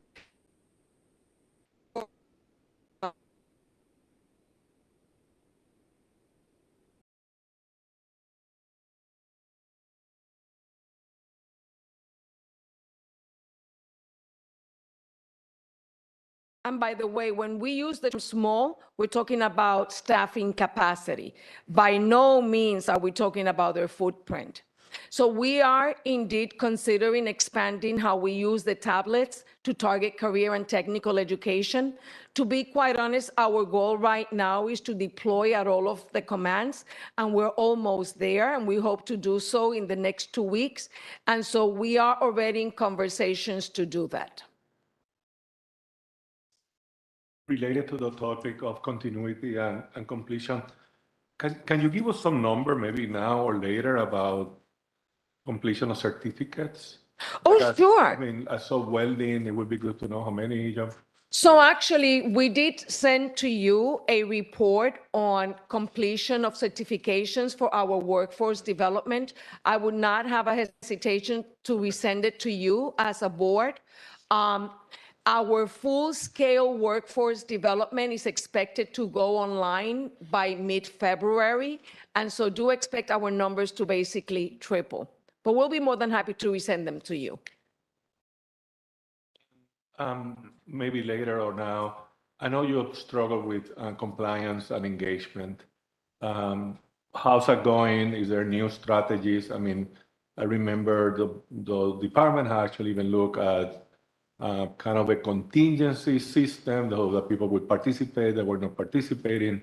I would love to hear how you're thinking now about motivating people and participation. Compliance and participation has always been a challenge for us as a department. And so what we've done last year was to have focus groups with staff as well as PICs, persons in custody. You know, at times we can have a curriculum for about 60 small purchase orders or providers, and you see more engagement with some and the lack of engagement with others. But when you sit down and you have the input of the population, they're quick to tell you what it is that draws them. So for this particular fiscal year, we've significantly reduced the number of small purchase orders, but we have increased the number of hours and days, as well as the number of housing areas that they will be able to target in any of our commands. We are in a position to say to them, we listen to you, here it is, what are we doing with it? That's number one. Number two, we are enhancing how we do incentives for participation and engagement. And the incentives do vary. They vary from receiving a little bag with treats that they will not normally receive, all the way to getting a community engagement. What is a community engagement? Is when we come in as a community. Let me define it for you. The steady officers, the steady counselors, any CHS member that is assigned to the housing area, their family members, and the persons in custody. And we're able to allocate not an hour, not 2 hours, but a number of hours to partake in it. So that is something that we see is motivating them. We're also working closely with our providers to conduct what are known as accomplishment day. It is a way in which the provider honors the PIC and the efforts put forth during the progress of their participation in programming. Thank you, Deputy Commissioner. I mean, one thing that I am hoping that we can work together is that I'm meeting with the young adults that actually go to the school. And one of the motivating factors could be, like we all want for them to have breakfast and be alert and full of energy. And I wonder if we could work together. The way it works now, breakfast is made available really early in the morning, around 5 or before 6, but school doesn't begin until 8. And it's not unusual for prospective students not to have breakfast and be in a kind of bad mood or not attentive when they go to school. So I'm hoping in 2023 that we could work together and figure out a way that young people, like they do in the schools in New York City, can actually have breakfast and in a moment in time that is close to their school day. So I'll be more than happy to work with you or any other member from the Board of Correction. I do have to emphasize, I'm surprised that you have not been made aware that as of last year, we do have breakfast on the school floor at RNDC. Not in the last few weeks. Yeah. It's not. Okay. So if it hasn't been in the last few weeks, I'll look into it personally and get back to you. Yeah. I'm planning to be there on Tuesday. Maybe we can look at it. Sure. By all means, let me know.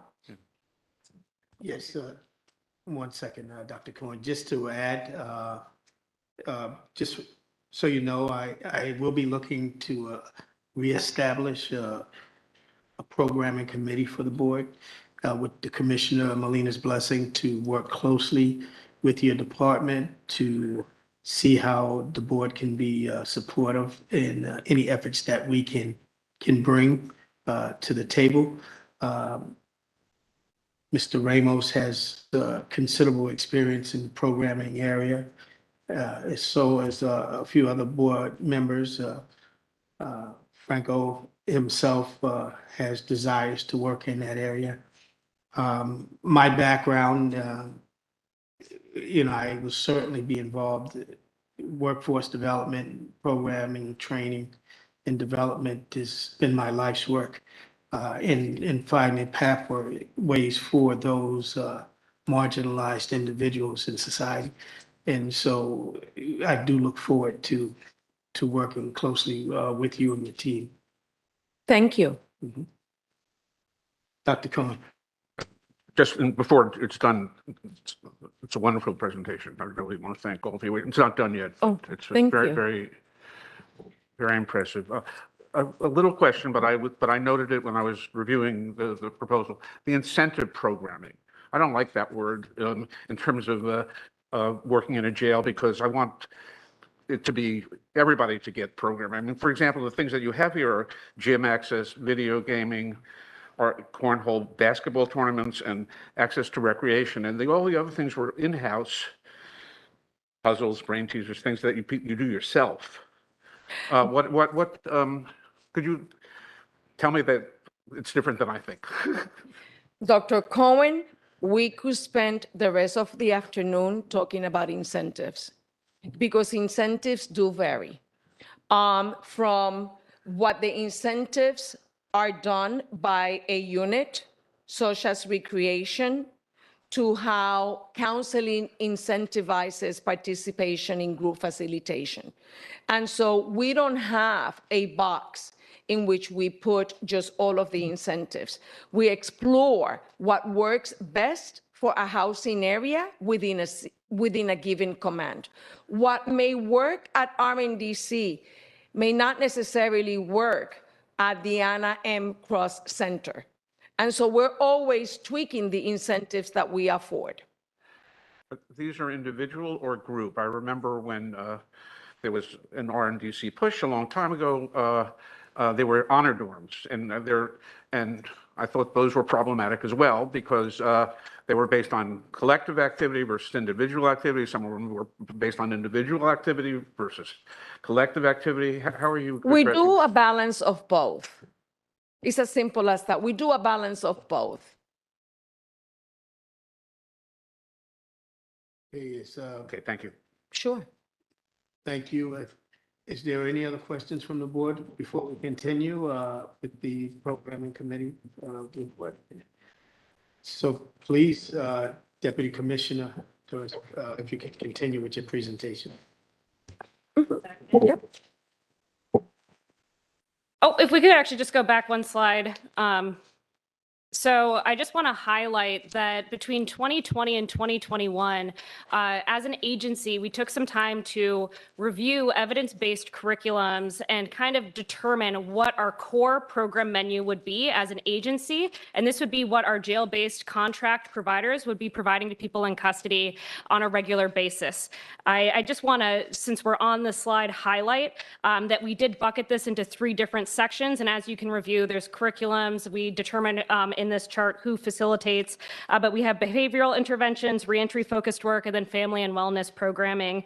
And so I just kind of wanted to full circle that. But we also, in this chart, you can see we have some responsive programming, both for women and for people based on age. And when I say responsive based on age, this includes the examples that are in those types of curriculum. It also includes the reading level that those curriculums are established at, which is really important for us to be responsive in our group programming that we provide. Now we can go on to the next slide. And maybe actually, before I talk briefly about discharge planning, to link the incentive question to that core menu of programs, and I just want to highlight, I think we've taken some advanced strides in how we do quote unquote incentive programming throughout 2022. When we talk about affording opportunity and that it's a bit of both like a collective and an individualized incentive, when we have our contracted providers and our counselors and our recreation staff go on housing units and we're evaluating program participation to jump into an incentive or to go to the Beacon Center or to go to the Peace Center, we're affording the opportunity to everybody on that housing unit to participate in this programming that's meeting them where they're at on the unit. And based on their engagement, which we do factor in the nuances of what could halt somebody's engagement if they went to recreation or if they went to clinic one day, that's not going to just like bar them from coming into the Beacon Center, for example. But we take a review of that and then individually pull people in based on their work. So we don't, I've been very impressed with the Beacon Center's opening at GRVC and how instead of canceling an incentive quote unquote program for an entire unit because one person may have gotten into an incident, we're continuing that incentive or we're continuing that outreach for them to participate in this enhanced kind of recreation experience in the Beacon Center while really holding the one person who may have gotten into that incident accountable by them not joining us on that day, which I think is a huge stride for us. But if I jump into just discharge planning, the main thing that I want to just mention is that we have been collaborating with our contracted providers and MOCJ to try to ensure that we're providing transition planning for people as they go into the community and as they go upstate. And I think the biggest item on here is the 6A program, which is at the very bottom, that I just kind of want to zone in on for a second. In 2022, we were successful in releasing 62 people on the 6A program. And with that, we saw a 90% success rate with their compliance in the program. That means they're checking in with their caseworkers, they're following what their guidelines or the rules are of the 6A program, which is a huge success. And with that, we can move on to the next slide.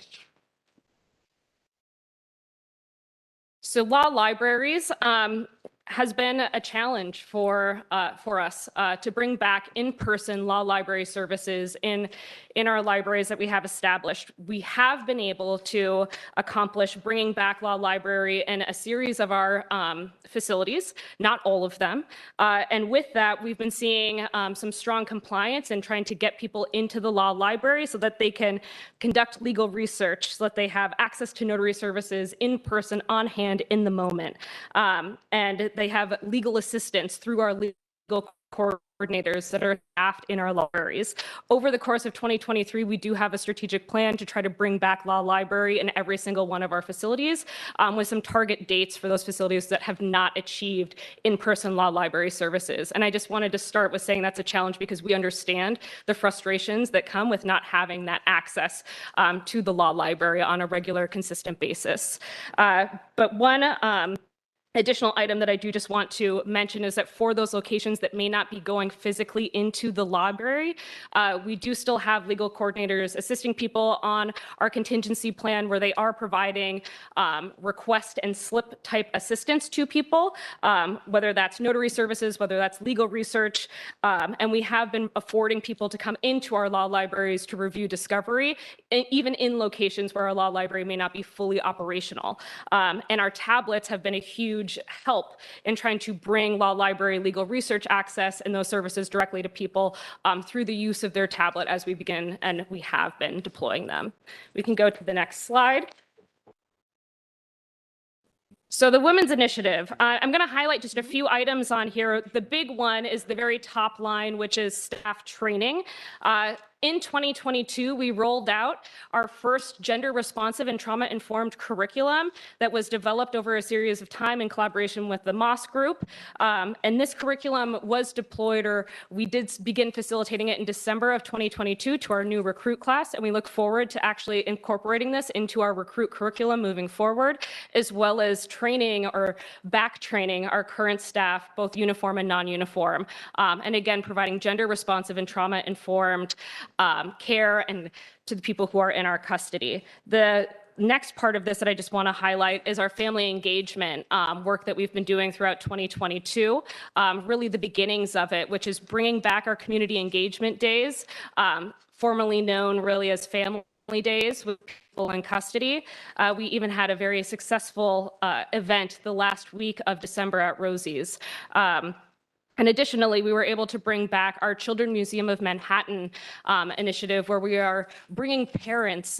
We started this at the Rose M. Singer Center, and we've actually expanded it through 2022 to incorporate some of our male facilities. But we're bringing parents outside of the jail environment to the Children's Museum of Manhattan, where they can have an interactive and safe environment to play with their children, to do an arts activity with their children, and it's an extended visit with their children, again, outside of the confines of our visit area or our correctional facilities. You can see on here, though, that there are additional items, both gender responsive curriculums that we've incorporated, some empowerment efforts or partnerships that we've included, working with a lot of our providers who are, targeting women who are in our care. But I'm going to move us into the next slide, where I just want to emphasize a grant that we, or two grants actually, that we received. And these grants were to expand having visit facilitators who support the visit process for families and the people who are in our care. Also incorporating child-friendly furniture and activity areas for parents and for children to be able to play in during their time that they're visiting one of our facilities, and expansion of our provider-led visit and family assistance program to our male facilities as well. With that, because I already talked about the Children's Museum of Manhattan, I believe we can go to the next slide. And I think I will pass it over to Phil Terwheel. Oh, or Francis Torres. No, actually, the areas of opportunities to real pass on to me. What is it that we call areas of opportunities? Those are the areas that as a division and department, we need to pay closer attention to in 2023. One happens to be educational services, how it is that we strengthen access to educational services, and how are we to expand educational services to include other commands. Then, of course, I had mentioned earlier in the presentation how to continue the expansion of congregate services, meaning religious services. There is something that we have as a division made a great effort for the last few years, and it started at GMDC many years ago, probably 2016, when we created our first Peace Center. And then when we consolidated GMDC and went into RNDC, we immediately began to develop the Peace Center. And most recently, we developed and opened up on November 7th, the Beacon Center at GRVC that has been giving us incredible outcomes with the general population in that command. Our goal for this year is to determine how best we can look at some other areas in other commands, including AMKC, where we can replicate programming space. It's not easy. You already know what our infrastructure is, but something that we do as programs is think outside the box. And so we will be targeting that in 2023. We have other areas of opportunities, such as civil service titles, and how it is that some of our civil service titles, staff members allocated to those civil service titles are compensated in terms of salary. Of course, as a division, we need a strong database, and we're already in internal conversations on how it is that we're able to do so. And we need to continue working on reentry programming and services. We never move away or shy from it. We need to continue strengthening those services. And we're excited because just last week I took a look at the final version of our program menu. It's a program menu that we want to assign to each of the commands. The program menu will speak to the services available within each command, and it's a menu that will be given to just staff as well as person in custody. The staff members that we have in our command are only as strong as programs, but programs is only as strong as the staff members inside our command. The successes that we're about to highlight for you are not successes just based on our division of program. When we move into highlights, we really need to credit, number one, the vision and leadership of our commissioning. Oftentimes, programs could easily fall in the back of anyone's agenda, and especially some leaders. Commissioner Molina has always spoken openly about how committed he is to programs, and our highlights and successes this year speak to that. But it also speaks to the commitment of the uniformed leaders assigned to commands such as RNDC, GRVC, EMTC, just to name a few. Programs can design an actual plan of action on how to integrate programming. But if the warden, the deputy wardens, and the captains of programs have no buy-in, if what we're offering them does not speak to the staff who are assigned or are required to do the job and support these programs, will be lost. And so we have decided to share with you a number of highlights. Perhaps I should just allow you to read it. We spent a great deal of time working closely with Warden Walker and her leadership at RNDC, Robert N. Davron Center, to support the action plan laid forth by our commissioner. We've also worked very closely with all of the other wardens to meet their specific needs. We have highlighted for you what our successes have been. The commissioner spoke to you before about a program that, to be quite honest, had he not supported it, I don't think we would have ever considered a gentleman who is a retired NFL player and his partner, who is a Hall of Famer NFL player, to come all the way from Orlando to give us a pilot or an initiative known as Fatherless No More. It has been one of our most successful programs. So the question for us as a division, in having seen that success from June through October, and these gentlemen continue to come to check on our emergent adults, is what are we and how are we able to replicate this program with the resources that we have available to us in New York City. And so to conclude, we will leave you with some of our upcoming highlights for 2023. Rio? Several of these have already been alluded to, so I will just touch, and I want to actually first acknowledge Assistant Commissioner Valerie Graysock for spearheading several of these upcoming highlights. But when you think of transition planning or reentry planning, most likely what comes to mind is transitioning back to the community. One item we realize is that many individuals do not transition to the community, but in fact go to state facilities. So we want to give proportionate attention to that. And under the leadership of AC Graysock, we developed a guidebook, if you will, with pertinent information about state facilities and what to expect. Furthermore, we have introduced a speaker series where individuals who have done considerable time upstate come back to Rikers, speak about their experience, So hopefully that alleviates some of the trepidation and anxiety that people will face or are facing when they are bound to go to state facilities. And I'm saying, I see that the other highlights we've already spoken to. So I'll leave it with that. Thank you very much. That concludes our presentation. Thank you.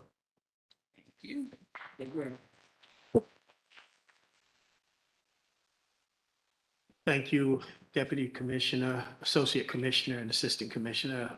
Very wonderful presentation. Commissioner, you must be very proud of your team. So thank you. Thank you.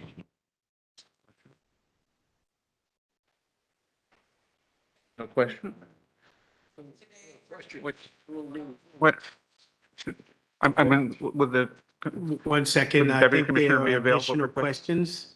questions. We did pause in between your presentation for questions, so my apologies again. So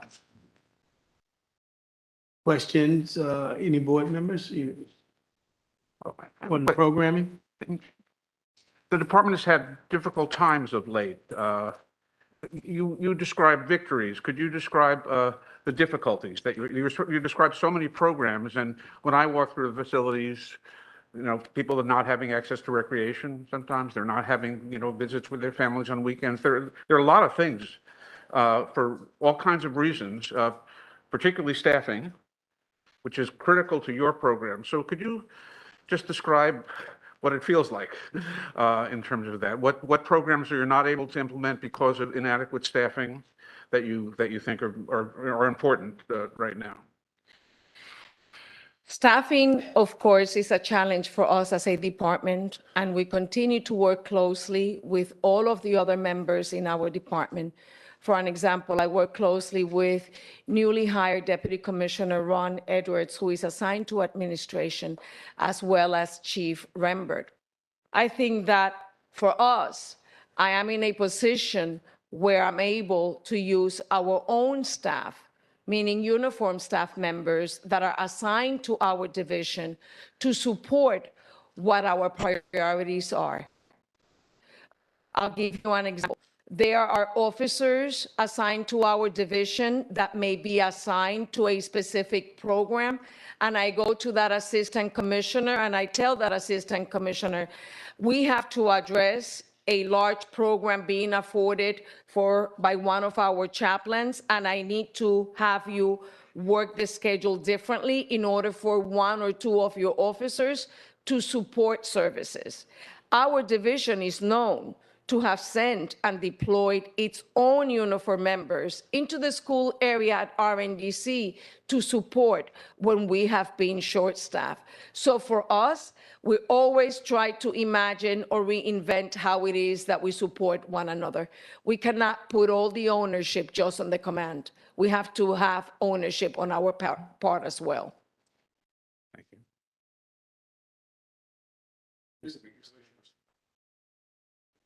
Every institution has one in charge of the program.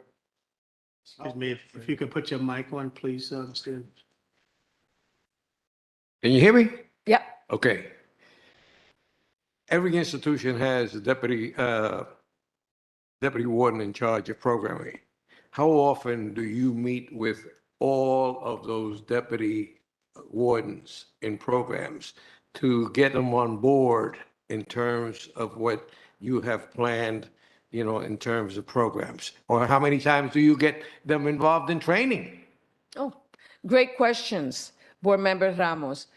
The deputy wardens, the captains of programs know too well how to reach Ms. Torres, Ms. T, DC Torres. We have the blessing as a division to have facility program managers assigned specifically inside each of these facilities. They are our voice. They are the ones who actually have the larger scope. They are the ones who have weekly, biweekly, and monthly meetings with our deputy wardens, oftentimes our wardens. The group brings me in as they need to. And I also need to share with you that in any of these meetings, we have our assistant commissioners, because each of the assistant commissioners in our division are assigned specific commands. And so the assistant commissioners are there to be part of the meetings, just as requested by our program managers as well as our program coordinators. Okay? Mr. Cohen. Yes, I believe one of our standards, and certainly it's a constitutional issue, is access to law library. And the only thing that you describe in the report that's problematic, I'm sure there's more in your program, but the only thing that you write to us as the Board of Correction is that lack of library, limited access to law library is attributed to lack of assigned officers. The lack of a law library access continues to cause significant frustration among people in custody. You mentioned that people have access to tablets, have Nexus and Lexus, but there were no tablets in the facilities for the past 6 months. That's correct.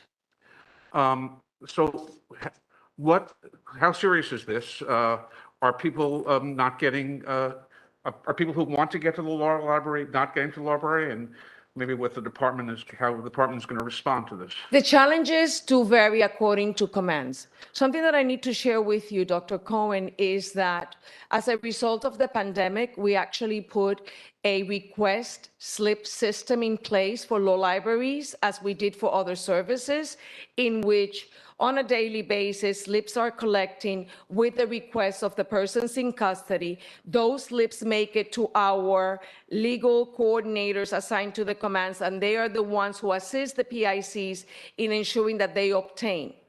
The challenges are different in every command. For an example, I can tell you that Rosensinger has been on point in ensuring coverage and is currently working with us in ensuring a second officer to provide in-person services. So is RNDC. But based on staffing issues, we may be having a challenge at AMKC. So these challenges are looked into on a daily basis and on a weekly basis. Our goal this year is to make sure that our mandate for law library is on point. Thank you. I mean, more than a third of the people in custody are in AMKC, so that's a serious, it's a very serious issue. And we know that. I know you do. Yeah, we recognize it and we're working on it. Thank you. Standpoint of. It may be harder to follow her. Please identify yourself. Paul Scheckman, General Counsel. Thank you. One of the interesting things to me is if you go into a big law firm today, there no longer is a law library because everyone works online. And so a challenge for us is how to replicate that. And that's one of the important things about the tablets. We are meeting with the Legal Aid Society to see if discovery material, which people are now reading in the library, can be just accessed on their tablets, which would be an enormous advantage to them and to the criminal justice system in general in terms of speeding the process. What I heard today and what I'm not aware of is what other law material are on the tablets. For example, my young lawyers use Lexis all the time. I don't know whether we have the ability to put that on our tablets. I don't know if it's additional costs. I don't know if we can get a law firm to fund it. But as we move forward here, I think a lot less of the focus will be on the actual library. It's not at law firms. And the real focus will be on how can people using those tablets do what my young lawyers do, which is access legal material. There might be an analogy between your associate lawyers and people in custody, but I'm not exactly sure what that is. Oh, I think it's completely in terms true. of their ability to do legal research? Oh, I don't think, but look, they're in the library. So the real question is, can they get access to their discovery material? And can they use the tablet in the same way they use the library? Point well noted, Counsel. Any further questions from the board? There being no further questions, Deputy Commissioner, Associate Commissioner, Assistant Commissioner, thank you all for your presentation. Very wonderful. Commissioner, any further comments, closing thoughts? No, thank you for your time as always. for your questions. Have a Thank good you afternoon. very much. Take care. Thank you. We'll now turn to hear public comment. Today, we're going to hear from people in custody who want to participate in the meeting in their own words. We'll play these statements first and then turn to regular public comment. Jimmy set up the recordings. Good afternoon, all, and Happy New Year to you. My name is Tanya Glover, and I will be playing comments received from people in custody. We have a total of 6 comments today, 1 in Spanish, 5 in English. I'll start with the Spanish comment and follow with English translation.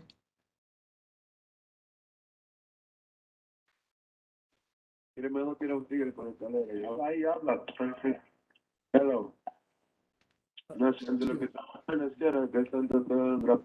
The caller has hung up. The comment says, yes, hello. My name is Adonis De La Rosa. I'm calling from jail. I'm calling for the reason that in the area I'm in, no accident has happened, and they keep us here in a cell for 3 days without bathing, and they don't give us any explanation why. They don't let us out, and I'm not the only one who's in this situation. That's the end of the first comment. One moment, please.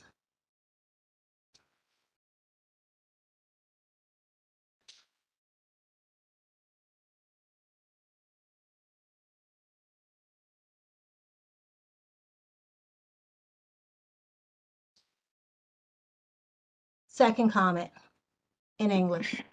My name is Marcus Grice. ID number 349-220-2543.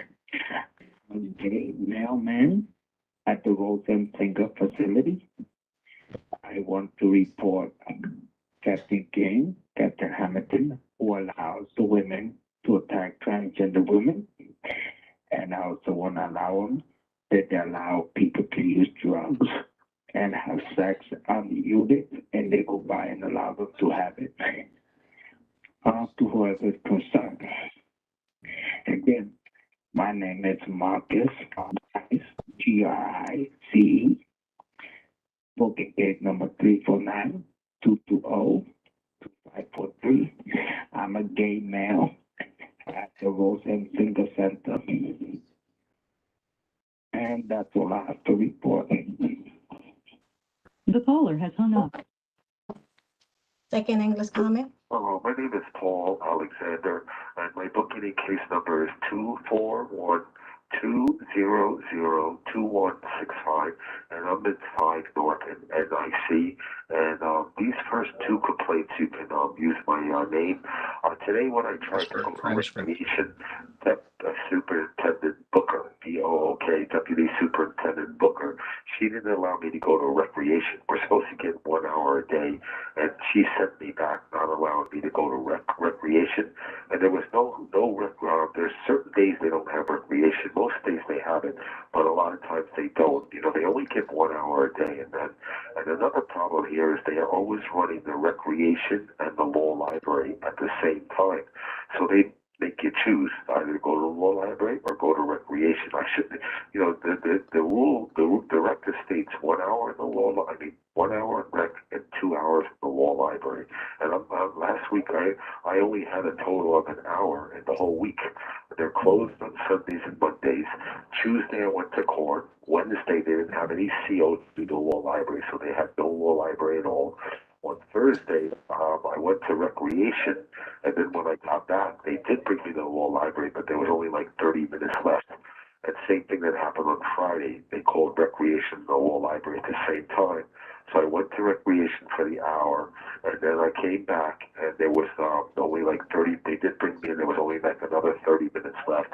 And then on Saturday, I had a visit, so they didn't give me any law library at all. The visit is only an hour long, so they could have given me the law library, you know, in the afternoon or sometime, you know, throughout the day, because the visit was, I think the visit was from 11 to 12. So they had the morning and the afternoon. They didn't call anything in the morning. So I just need some help with these issues. And then I also had filed a complaint, or I tried to complain about Captain Scola He threatened me and he forced me to undress so he could take pictures of my tattoos. And then after he took the pictures of my tattoos, he emailed them to New York City Detective Antonio Pagan. New York City Detective Antonio Pagan knew that I had a lawyer. He knew my lawyer would object to it, and he knew he was supposed to get a warrant to do things the right way. But instead of doing things the right way, he did things the underhanded way, and he got Captain Scoba to do the illegal search and seizure. So really need some help with these issues. Please don't ignore the call. And then a couple other small things I think I mentioned. Whenever I make a call, there's a long message, and it says this. If I call a cell phone, it flashes fraud call, fraud call. Or when I call a regular phone, the caller ID says fraud call. So most people don't pick up, and then it also says this is a swindle. It's being recorded. It's just a long message. People don't want to sit there listening to this long message. If you could fix that long message, it doesn't have to say it's a fraud call and swindle. Saying it's a call from Lake Earth Island is enough, and then it's recorded. It has it's ridiculous. And then maybe if they could sell dental floss. They haven't sold any dental floss in over 2 years.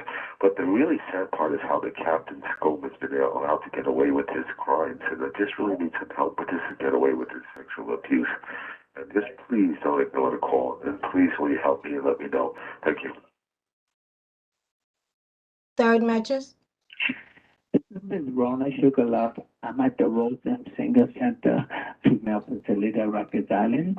I want to follow up that I filed 2 complaints to the Public Board of Corrections. One was about the uncooked and unprofessional misconduct and taking the food from people. And the second one was against Captain King, the security king, Asia Malik King, which is the security captain here, who also filed a complaint and paid for the board question.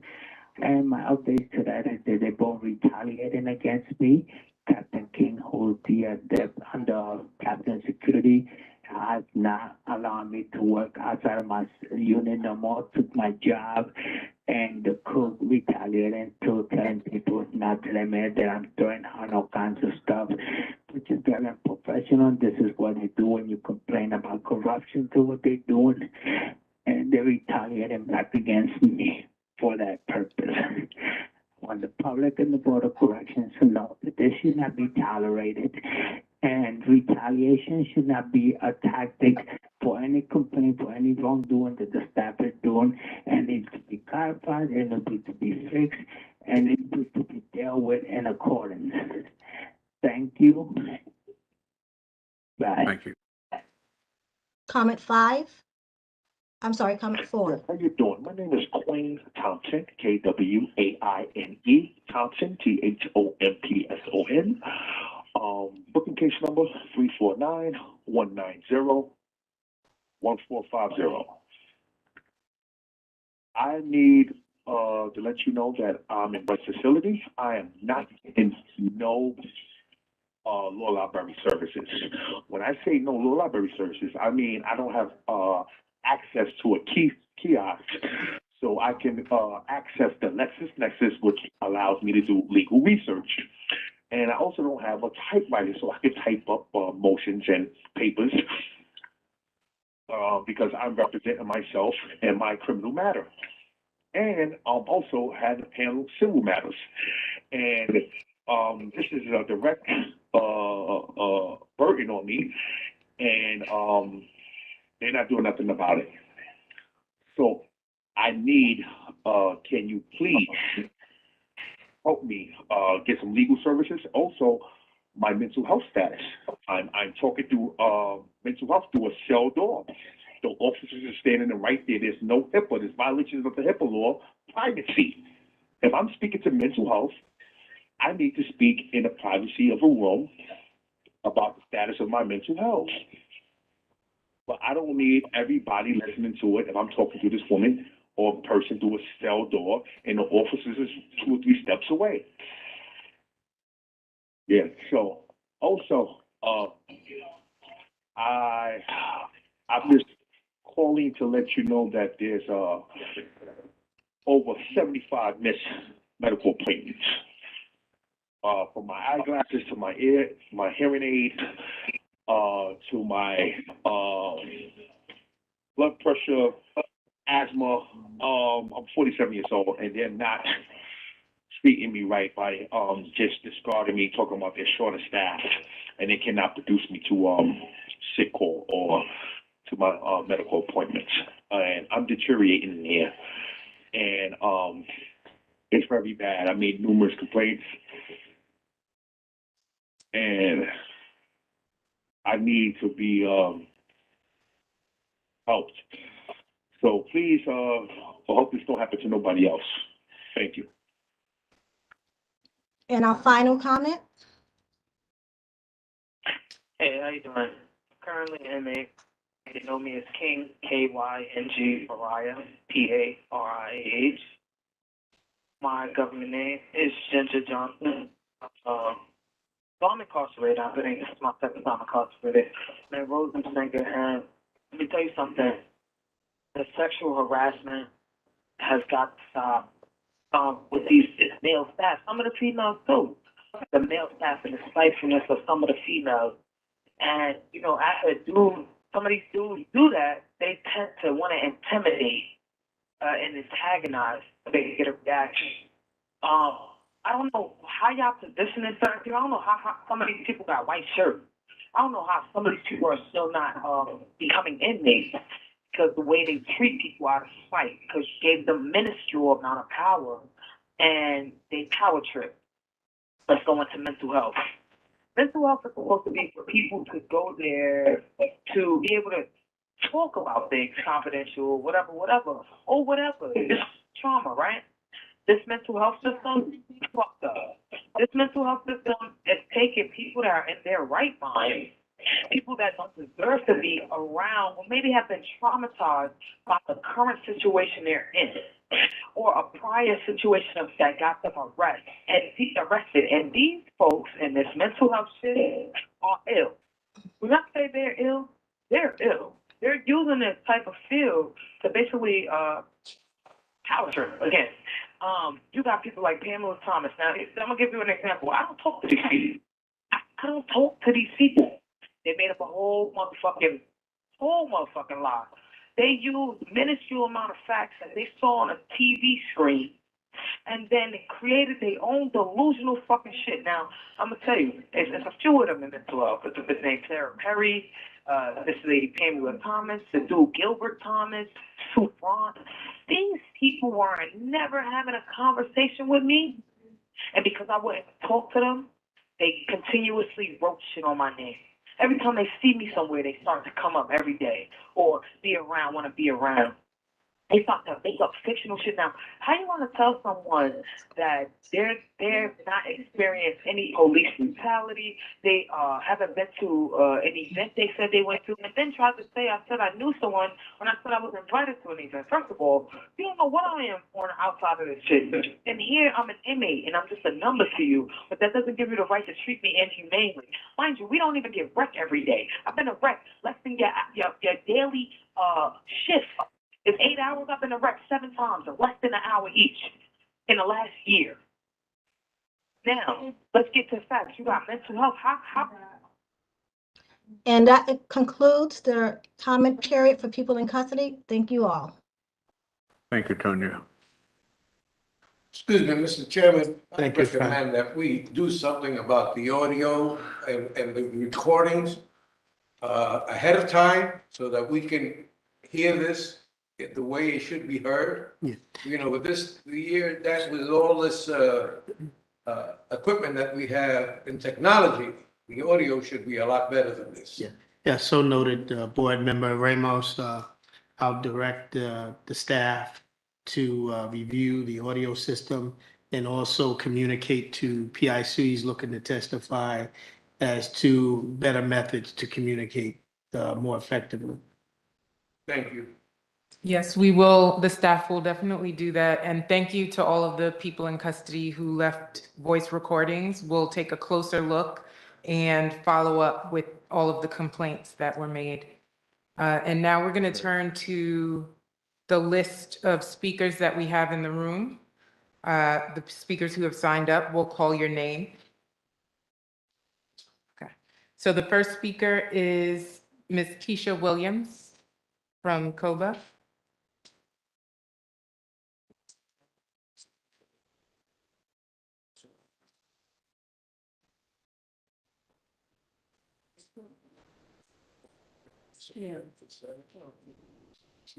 Good afternoon, all. My name is Keisha Williams. Before you begin, Yes. Ms. Williams, I think we have time limits. So just to be noted, I think it's 3 minutes. If you're timed, just so you know, thank you. You're welcome. My name is Keisha Williams, and I'm the second vice president of Correction Officers Benevolent Association. And I would like to give my time, my 3 minutes, to my partner, Asaki Antoine, who is the second vice president of the Correction Officers Benevolent Association. Please.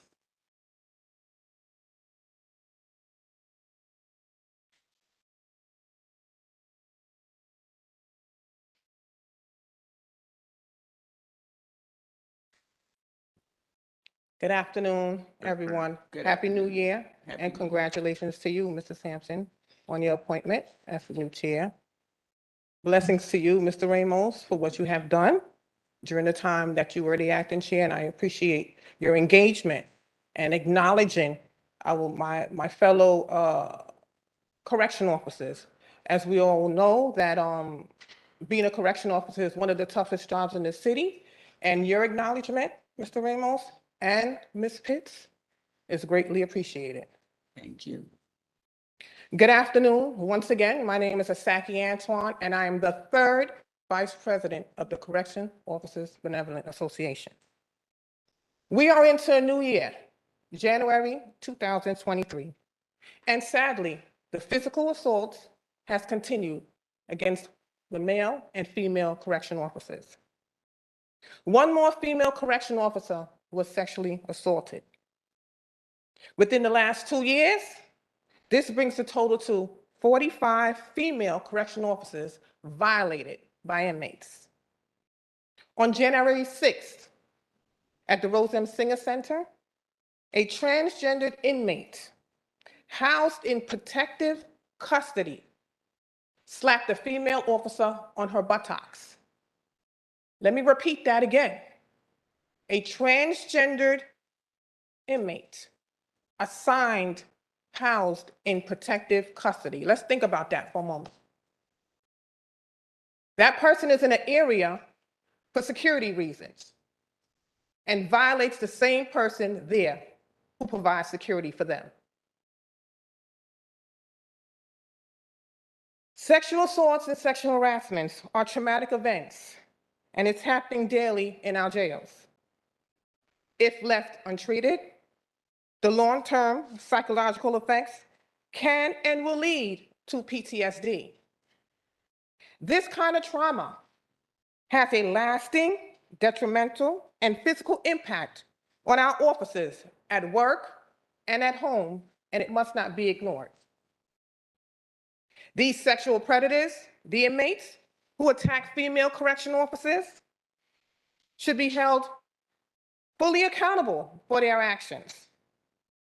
The rearrest process falls short in terms of holding these predators accountable in real time. And there must be mechanisms put in place to deter this deviant behavior. You, the Board of Correction, have the ways and the means to ensure this happens. But instead, for every female that has their vagina groped, buttocks slapped, and breast grabbed, you remain silent. Ms. Freya. Ms. Antoine, I'm just gonna, we're giving you 3 extra minutes. Is that right? Yes, I stated that at the beginning. Got it. Yes. Sorry, I apologize. Ms. Freya and Ms. Jacqueline Sherman, time after time, you have listened to my testimony addressing these sexual acts against our female correction officers, and you have never spoken out publicly in disgust against these acts. And as a woman, you too have remained silent. Mr. Felipe, every month you express your concern regarding mandated programs for the inmates, but yet you fail to publicly address inmate-on-inmate violence and the assaults on officers by the same inmates who are recipients of these programs. Every month, your main focus is to discipline correction officers. But yet again, you fail to publicly request information regarding discipline for inmates who participate in gang wars, participate in assaulting officers, participate on inmate violence, participate in concealing weapons, and participate in violating inmate rules, which are all captured on Gentech video. Silence once again. In 2019, 3,500 correctional officers resigned or retired. Nearly 600 since January 1st of 2020 alone, and every day thereafter, the numbers rapidly increased without mass hiring. So in essence, you, the BOC, and the City Council expect correctional officers to do more with less. You expect correctional officers to fix a system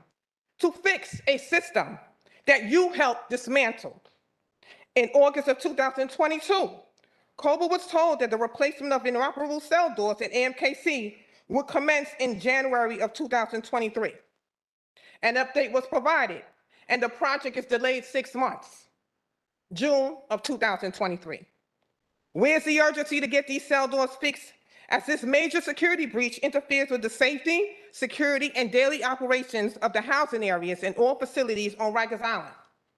Again, how do you expect correctional officers to effectively perform their inspections of cells, making meaningful tours, provide inmates with lock-in and lock-out options, perform lock-in at 9 p.m. when the cell doors cannot be secured and the inmates can enter and exit at their leisure? Housing by gang affiliation still exists.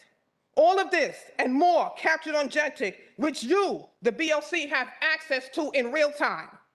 Your field directors report these issues to you daily, but you fail to act. You fail to do nothing or anything. Now, time after time, I have given my proposal on what we believe as COBA can help this situation. And again, I received silence. During the last BOC meeting, Keisha Williams, the second vice president of COBA, asked all of you sitting at the dais, is this board invested in making the jails on Rikers Island safer for everyone? Or are you simply just looking out for the interests of the inmates? I'm going to close with this. Based on my testimony today and the scathing report, the response is clear. Your silence. Do something. 2023 is the year for change. I appreciate the fact that you guys are going to have a committee concerning women in the jails, but please ensure that you incorporate myself, my partners, correction officers in this, because we're dealing with sexual harassment and sexual assaults daily, and your silence really speaks loud. Thank you.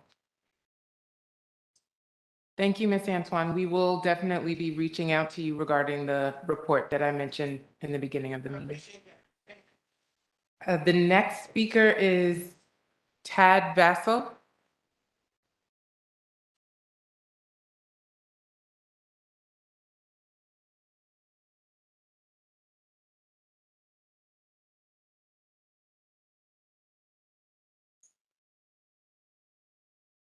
Afternoon.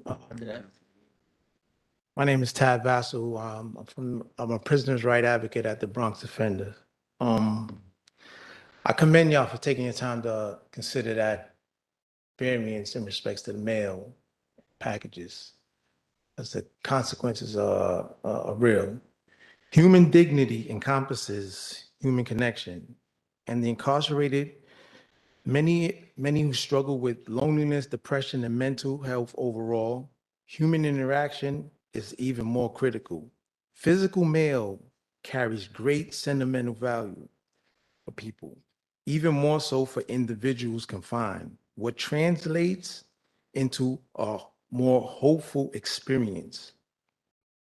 And taking away this one thing has real measurable consequences for mental health, behavior, and recidivism. We think of emails and the internet as tools for staying in touch, but behind bars, it is becoming a tool for exploitation. Big businesses looking to make fast profits from the pain and hardship of the poor, profiteering from the very people who have been marginalized and disenfranchised for years. Now, security measures like scanning mail often distract from the bitter truth that the very purveyor of harmful substances and deadly contraband walk in and out of the institution every day. One of the examples of late was my supervisor witnessing that EMTC. 10 officers bum rushed the metal detector while another officer is trying to maintain order for them to go through the procedures. I found this hearing to be very difficult to prepare for, you know? If you've never played chess with your son through the mail or looked at his report card or even received letters of encouragement from the faith-based community, then you wouldn't understand the value of 4 o'clock mail call. You know, these letters that I've had here, some of them as old as 1997. The only substance that they've been soaked in is love and hope that allowed me to find my way home and not get killed or kill something in them very institutions that these officers are asked to guard. I mean, I get it. These officers are asked to do a tough job. I get it. But that's a civic duty. Thank you. Thank you very much. Thank you. Wow.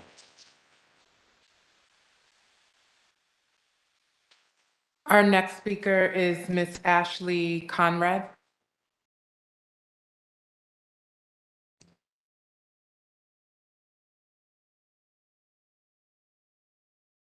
Hi, all. My name is Ashley Conrad. I'm a community organizer with Freedom Agenda. I want to thank you all for allowing me to testify today. My nephew is one of 1,300 young adults living on the hell that is Rikers Island. He has a diagnosis of disruptive mood dysregulation disorder and is also on the autism spectrum. Respectfully to Member Ramos, he said Christmas was a slow, nonviolent weekend. That was not the experience of me and my family. On the 22nd, SRT busted into my nephew's cell, harassed him, broke his tablet, and then 2 days later was sliced in the face and needed 15 stitches to the left side of his cheek. The changes that this variance will bring will be of help to no one, and it would honestly be quite hurtful to my family and I. Instead, it will continue to punish incarcerated people and their loved ones in the way that this system has always had. We talk about accountability, but there is no accountability for DOC and COBA themselves. I assure you, mail variants or not, drugs and contraband will make its way onto Rikers Island. Through officers, as they mostly do. With my nephew on Rikers Island, it is imperative for me to stay in contact with him by any means necessary, which is already something that the Department of Corrections makes incredibly challenging. We talk about bringing back family days. Why don't we start at bringing back weekend visitations first? Mail has not been only a major lifeline in keeping my nephew's spirits up, but by being able to have something handwritten, hand-drawn by his family, brothers, cousins, grandmother, etc., is also a way for our family to ensure he has the resources that he'll need to make it through frigid winters on Rikers Island and blistering summers due to the outdated and decrepit state that he lives in. We send long johns, additional hats, socks, underwears for him, and extras for other young men who may not have the luxury of having a family outside. Magazines, workbooks, and things of interest are also sent to him to keep him busy when lack of programming continues to be an issue on the island. Incarcerated people and their loved ones are able to emotionally connect through letters, cards, schoolwork, and artistic efforts. With visiting hours still very limited, you can hold someone and you can have a letter in your hand that you can read, reread, and archive for later on. Handwritten mail is a way to keep people connected and vested in each other's lives. Not to mention, mail is crucial to incarcerated individuals' ability to communicate confidentially with their legal counsel, a right guaranteed by the Sixth Amendment. Mail and packages from loved ones are a way to stay connected to the world at a low cost, not an exploitive system that will probably be costly for incarcerated people and their families, like everything else is price gouged on the island. Consider that commissary items cost 3 times what they would at a store. What will the markup be on from the limited vendors that DOC plans to partner with? I urge the council to reject this variance because it is inhumane and hurtful, and it will greatly impair communications between incarcerated individuals and their families, and not really keep our loved ones safer in jails that continue to blame those with the least power instead of holding their own staff accountable. Thank you. Thank you. The next speaker is Ms. Courtney Caldwell.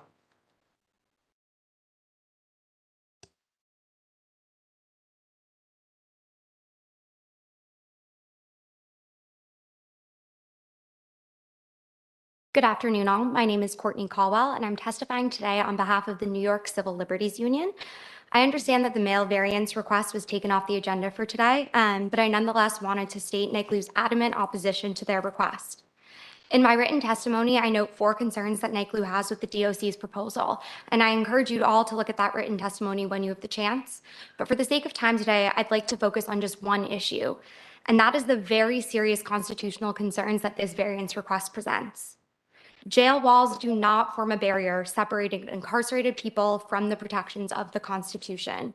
In the 1980s, the Supreme Court made it clear that the First Amendment right to receive information, like the information that is found in letters, extends to prisons and jails. To that end, in Turner v. Safley, the court held that when a rule impinges on an incarcerated person's right, that the rule is valid only if it is reasonably related to a legitimate penological interest. In other words, the DOC's variance must be reasonably related to its interest in eradicating drug overdoses in jails. Now, that bar may not seem very hard to meet, and in many instances, it's not. But the Department of Corrections cannot even meet this low bar here. 4 factors guide the court's inquiry when assessing the reasonableness of a policy. First, there needs to be a valid, rational connection between the prison regulation and the legitimate government interest put forward to justify it. Second, the court considers whether there are other avenues available for the exercise of an incarcerated individual's right under the rule. Third, the court considers the impact that accommodating the asserted right will have on staff, on other incarcerated persons, and on prison resources. And finally, the court considers whether there are obvious, easy alternatives that could have addressed the prison's concerns. With these factors in mind, the DOC has put itself in murky constitutional territory. Indeed, they fail on all accounts. Given how digitizing mail has failed in other states, such as Pennsylvania and Missouri, to reduce the prevalence of drugs in jails, it's questionable whether there is a rational connection here between the DOC's request and its stated justification for it. This connection becomes all the more questionable when we consider the fact that the mail is simply not a significant source of drugs in New York City jails. Moreover, with access to tablets being a frequent problem in New York City jails, we should be truly concerned that the right to receive information under the First Amendment will be entirely cut off in certain instances here. And implementing such a policy will not only fail to save the jail resources, it will put a drain on them, as digitizing mail is costly. Finally, the obvious alternative here would be easy to implement. Rather than jumping straight to impinging on incarcerated persons' rights, the DOC should look at its corrections officers and implement policies designed to restrict their ability to bring drugs in. After all, it is the corrections officers themselves who contribute significantly to the flow of drugs, not the mail. With these considerations in mind, it is clear that in order to both protect individuals in New York City jails and to protect the Constitution, the DOC's variance request must be denied. Thank you for your time today. Thank you. The next speaker is Ms. Jennifer Parrish.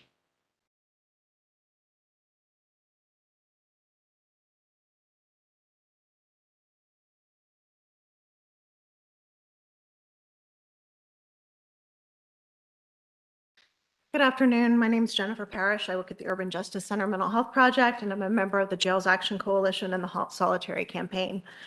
I appreciate that the board is not considering the commissioner's variance request on packages and mail. The changes that the department is requesting are not deviations from the minimum standards that can be considered through a variance request. So it's encouraging that the board is not allowing them to follow that process.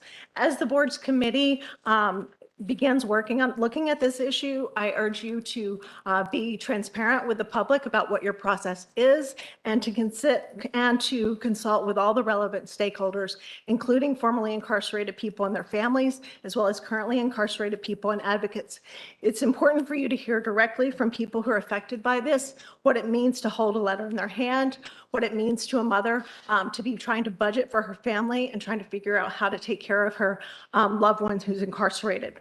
The Jails Action Coalition would certainly welcome the opportunity to meet with the board to discuss our grave concerns about the commissioner's plan. For today, I would just like to call the board's attention to the fact that the mayor issued an executive order less than a week ago, which states, the Department of Corrections staffing levels continue to contribute to a rise in unrest and disorder and create serious risks to the necessary maintenance and delivery of sanitary conditions, access to basic services, which includes showers, meals, visitation, religious services, commissary and recreation, and prompt processing and intake. Now, the mayor's assessment of what's going on inside the jails, the current state of affairs in the jails, raises two important concerns. First, how can the department successfully implement this plan? This plan requires that for people to get their mail, they have to have tablets.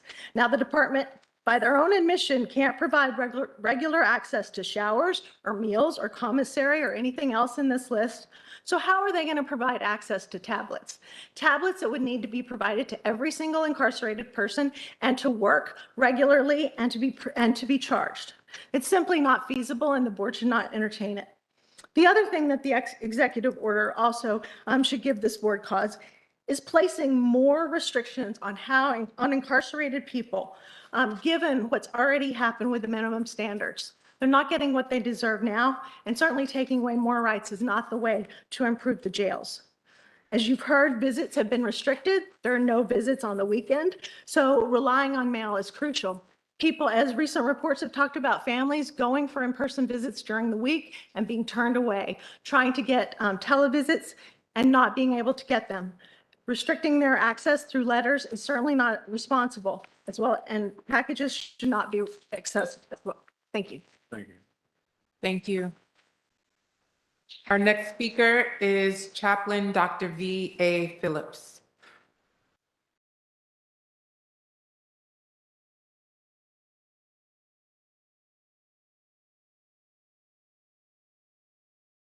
Before my time starts, I would like to say I want my time to start after I introduce myself like y'all did COBA people. And I want to put it on the record now so I can just take the whole time. Someone has already signed up and is yielding me her time. So can I take it at once? So can I just take it all Yes, at once? please proceed. Thank you so much. Peace and blessings, everyone. Happy 2023. I'm Chaplain Dr. Victoria Phillips. Everyone knows me as Dr. V. So good to see all of you. Welcome, Chair. I'll get straight to the point. I'm a member of the Jails Action Coalition, and we formed in December 2011 because of the conditions on Rikers Island. How unfortunate is that in 2023, we are still an active coalition. I would like to start by saying one person on this board today mentioned throughout Thanksgiving, Christmas, and the holidays, there was no real incidents, but I want the board to highlight December 11th, I don't want to mess up his name, but Mr. Eduardo died.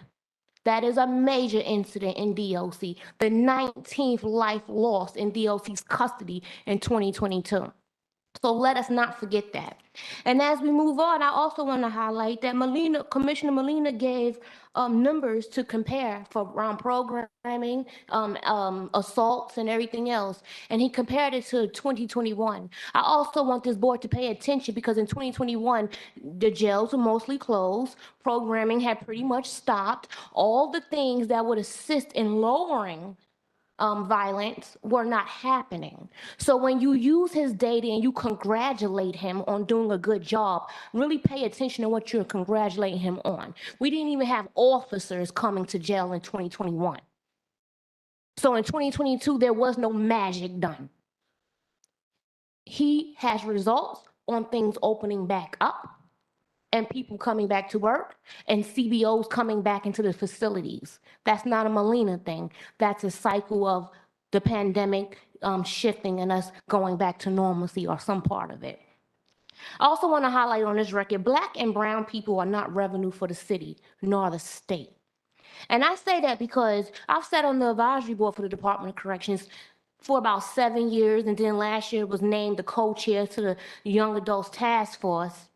That was a joke, but we'll leave it at that. I say that because I've watched tablets. I advocated in city council for tablets to become into this area. And so I take it at heart when tablets go missing. DOE stopped using tablets, and it took them a year to tell us and the advisory board that they no longer utilize their tablets. DOC has stopped using tablets, and at one point, Commissioner Torres, they changed the title so long, so I don't mean no disrespect if I'm saying the wrong title right now, but Torres had actually stood up in a meeting one time when I was questioning them in the advisory board around the tablets and access to it and what programs is on it and where DOC actually has access, that CBOs aren't sure that DOC would have access, and the concerns attorneys would have on the outside for information being gathered by an individual on those tablets. None of that was addressed today. Y'all heard a report and y'all just let it fly on by as if none of those concerns mean anything to people who are incarcerated. And I just want to point out, in 2018, as a member of the Zero Profits Coalition, we actually ended the charge of phone calls in New York City. They said it couldn't be done and we did it. And it went into effect May 1st, 2019. So all phone calls is free. And I mentioned that because Commissioner Molina last month at City Council highlighted, on these tablets, they're going to have 6 minutes and 21 minutes of free phone calls as if that was something he did.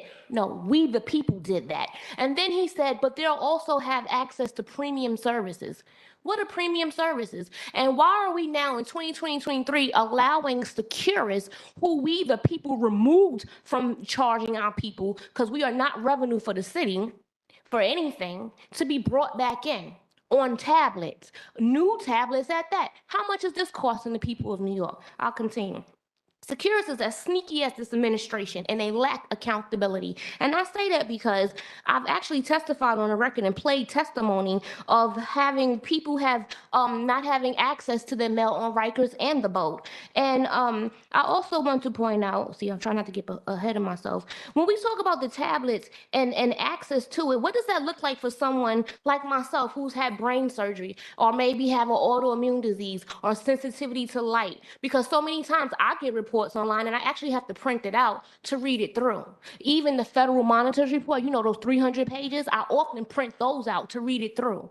Not because I want to and waste paper, but because it's a physical disability of mine and I can't look at a screen all day long. So what do we do for people like that are detained, not convicted, but are detained, supposed to be waiting for their fair day in court?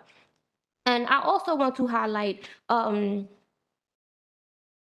2021, I asked Jennifer Jones-Austin, the then chair, if Rikers was closed to the public, how was K2 running so rampant throughout the facilities? And I want to highlight that because when we talk about taking away mail and correspondence because of this excess in drugs, even though we fail to acknowledge how many officers are still being charged for bringing drugs into the facility right here and right now, we don't bring that up as we congratulate the commissioner on the great work he's doing.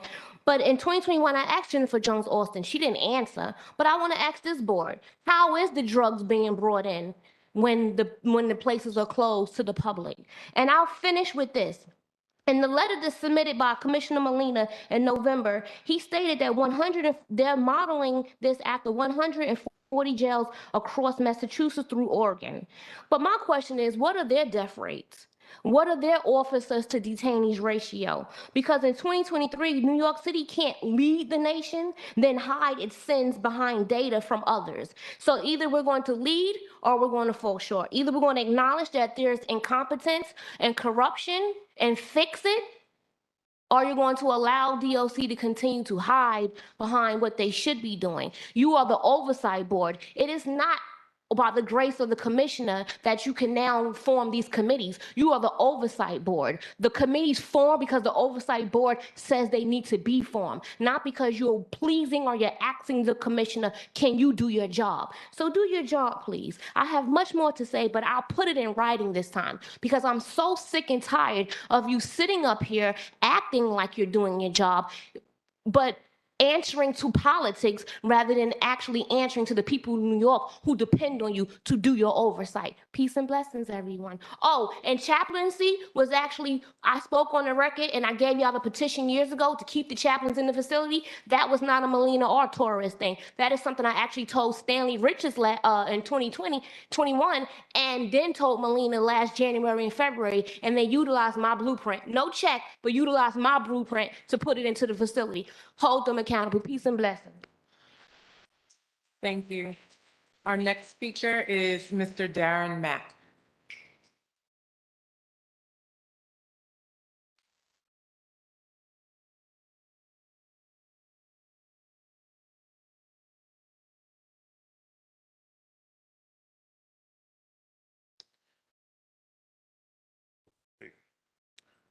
So good afternoon, Chair and all members of the board. Thank you, commissioners, for the opportunity to give my testimony. My name is Darren Mack. I'm with Freedom Agenda and a member of the Jails Action Coalition.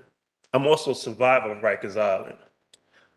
We all believe in and want everyone in DOC custody and staff to be safe. Today, Commissioner Melita described plans to reduce violence and plans to reduce drug overdoses. And I hope he's successful in that. But if we ended with DOC's presentation, you would think we were talking about some other place, someplace other than Rikers Island. We've heard from currently incarcerated people, families, advocates, and staff to give us a fuller picture of the continuing crisis in regards to reducing violence. So whether you call it restrictive housing or any other name other than solitary confinement, the bottom line is that solitary confinement is violence and it's torture, and it still exists. In regards to reducing drug overdoses, DOC is very proactive and swift in executing practices like more and more searches in the housing units, reducing and restricting visitations, and holding people in DOC custody and their families and even service providers accountable for contraband. However, there's a double standard. There is much hesitancy, much restraint, and lack of inaction in planning and stopping the pipeline of contraband in the New York City jail system by DOC uniformed staff. DOC inaction and lack of responding to uniformed staff is what has caused this culture of lack of violence and no accountability and dysfunction of DOC, which still exists. The board should be clear. Harm may and can be reduced, by providing the bare minimum standards to people in DOC custody, which DOC continues to struggle with. But the bottom line is Rikers Island cannot be fixed. It can't be reformed. And the only immediate solution is meeting the people's minimum standards as soon as possible. And if we want to reduce the violence and drug overdoses and deaths, we must reduce incarceration, tackling the pipelines to incarceration. And the ultimate solution is closure of Rikers Island. Thank you. Thank you. Thank you. Our next speaker is Mr. Robert Willis.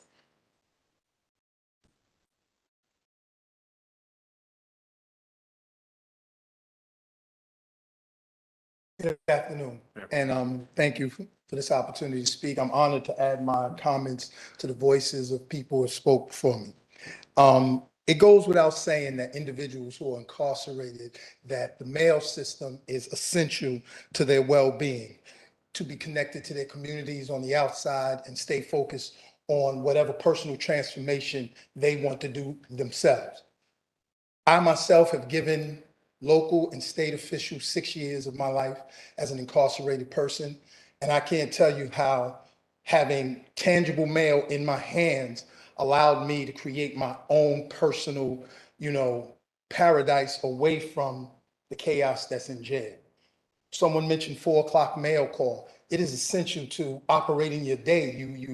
You develop habits and routines around waiting for mail. And when you get that piece of mail, it stays with you forever. I can't tell you how many letters I've written, how many letters I've received, but I know getting mail allowed me to stay tangibly connected to my loved ones and plant my desires to change my life around in those letters. Getting mail, being able to hold it, reading it at my will in bed at night, encouraging me to stay focused on making my own personal transformation. Like I said, I can't tell you how many letters I've sent or received, but I can tell you that each one feels like it fills up hundreds of days at a time. That's enough about me, but what I would really like to speak to is that this attempt by DOC on this variance is just further dehumanizing those of us who find ourselves incarcerated. To assert that there's going to be a substantial dent made in illegal substances coming into Rikers Island is just far-fetched and absurd, because as many have spoke, we all know who the primary source of incoming, narcotics, illegal weapons, and other contraband are. My personal experience working at MDC as a discharge planner, I came in contact with information of a ream of K2 paper that was found in an inmate cell. A ream. No one incarcerated, no one's family can send in a ream of paper. So I just want to say that. Also, I just want to say that it's tantamount to a crime itself to have people who are legally held in a state of innocent until proven guilty to have their mail manipulated in any fashion. That unto itself.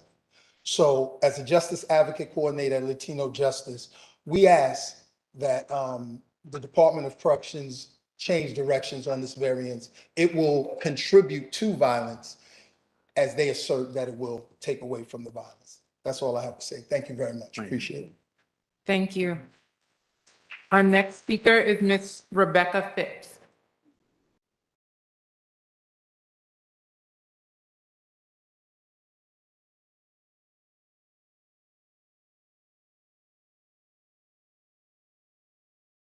Good afternoon. My name is Rebecca Phipps, and I'm the Special Litigation Attorney at New York County Defender Services. And I want to talk to you all today about the mail and package variance as your committee gears up to explore this issue deeper.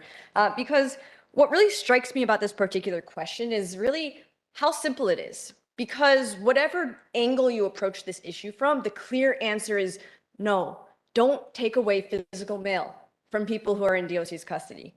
Because nothing will be gained, but so much will be lost. We'd be giving up people's humanity and their connection to their loved ones. We'd be giving up people's mental health and emotional well-being. We'd be giving up safety, both in the jail and in the community, privacy rights of thousands of New Yorkers. We'd be giving up an economic expense. And we'd be giving this all to Securus Technologies, a company that's already proven that it can't be trusted. And with all of this, what would we be gaining? Nothing. Because there's no data to support that this measure is actually going to stem the flow of drugs into Rikers. And instead, all of what's lost is just going to serve to make the underlying problems leading to drug use and overdose even worse. DOC has still yet to provide more than anecdotes to support this policy. And so I'm urging you all, as you explore this issue, to demand evidence and data that supports this policy. And I challenge you to ask yourselves, where did this narrative that most drugs enter jails through mail, where did this narrative come from? I suggest that you look to the companies that stand to profit off of this policies for the answer. Here, that company, as I said, is going to be Securus Technologies. And again, that's the company that trampled on the privacy rights by recording and disseminating thousands of privileged attorney-client phone calls right here in New York after already having done it across the country. But the largest provider of this type of mail service is another company called Smart Communications. And that's an equally disreputable company that seeks to profit off of the prison industry. And having the world believe this fallacy that most drugs enter jails through the mail is crucial to the viability of these companies. So make no mistake that these companies are willing to lie and inflate reality to further their business goals. In Smart Communications' very own promotional information, they make this hyperbolic claim that their mail product, quote, completely cuts off the last conduit of drugs, eliminating contraband from jails. Completely cutting off drugs and eliminating contraband through this mail program? We all know that statement is patently false. Because we all know, as we've been discussing, that corrections officers are another conduit of mail of drugs in jails. We might just disagree about their proportionate share of that trade. And we also know that the data from other states like Missouri, Texas, Pennsylvania that have implemented this policy has shown either no change in drugs or an actual increase since taking away physical mail. But these companies need us to believe these claims in order for their businesses to have relevance. I'm going to ask if you could just I give us will. your last thoughts. Yes, Thank you. absolutely. You're being asked to endorse this false narrative, but when you consider this variance, you have the chance to put the brakes on this hyperbolic fallacy being pushed by companies standing to profit. A policy that's threatening to do true harm to those in DOC's custody with nothing to gain. Thank you. Thank you. Thank you. Our next speaker is Mr. Lucas Marquez.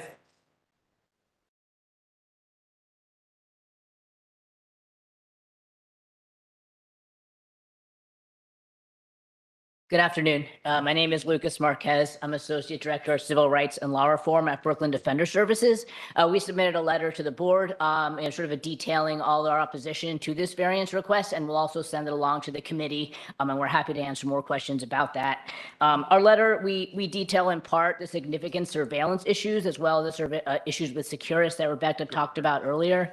But I'd like to kind of focus on the department's stated justifications for its variance request, right? So first, DOC wants the board to believe that its families and loved ones who are to blame for this overdose crisis, and multiple sources, as we've heard today, indicate that that's simply not the case. The city's own department investigation reported that, quote, the mail and visits are not significant entry points for contraband, and instead they have focused their investigations on uniformed staff. And we know that when visits were stopped during the COVID-19 pandemic, seizures for contraband, including drugs, increased. And that, again, is a source of the department investigation.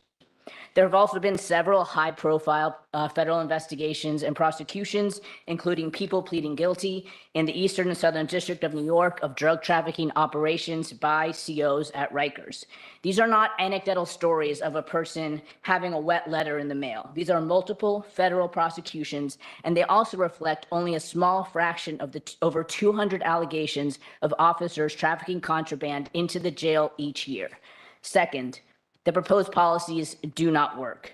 A review across the country found, quote, no solid evidence that mail scanning policies reduce contraband coming into the jails. Similar mail and package policies in other jurisdictions have not been effective at this. In fact, in several jurisdictions, drugs actually increased after mail scanning was started. Instead of this misguided policies, the department could be taking steps to effectively reduce drugs and overdoses, such as expanding harm reduction strategies, improving access to medical care, and reducing the jail population. The fact that other jurisdictions are implementing similar mail and package policies is not a reason the board should grant these variances. Instead, it's the opposite. The experiences of other states and the federal system are a warning sign for the board to closely scrutinize DOC's proposed policies and require the department to consider less intrusive and more effective means of curbing contraband entering the jails. New York City cannot be another jurisdiction that chooses to ban this least expensive and most used method of communications between people in custody and their loved ones in order to enact policies that primarily benefit private technology companies and law enforcement searching and surveillance on communities of color. Thank you. Thank you. Thank you. Our next speaker is Ms. Kathleen McKenna.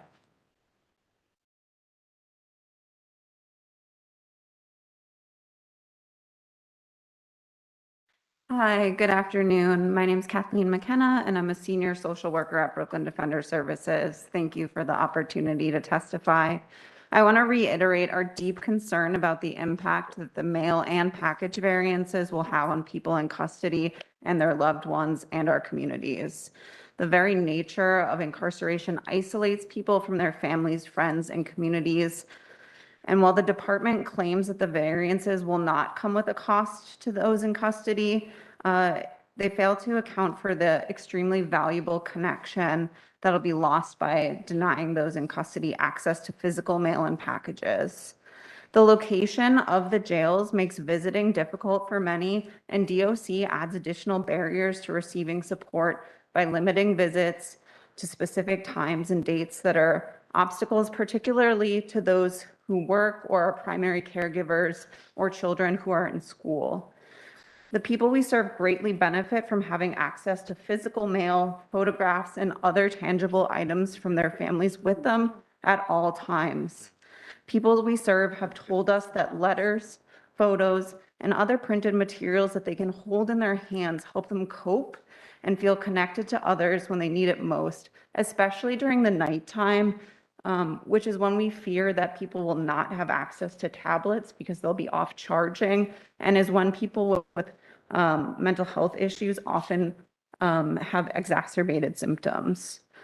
One woman we represent is the mother of 2 small children. She's having an incredibly difficult time at RMSC, and her only request to her legal team has been for photos of her children.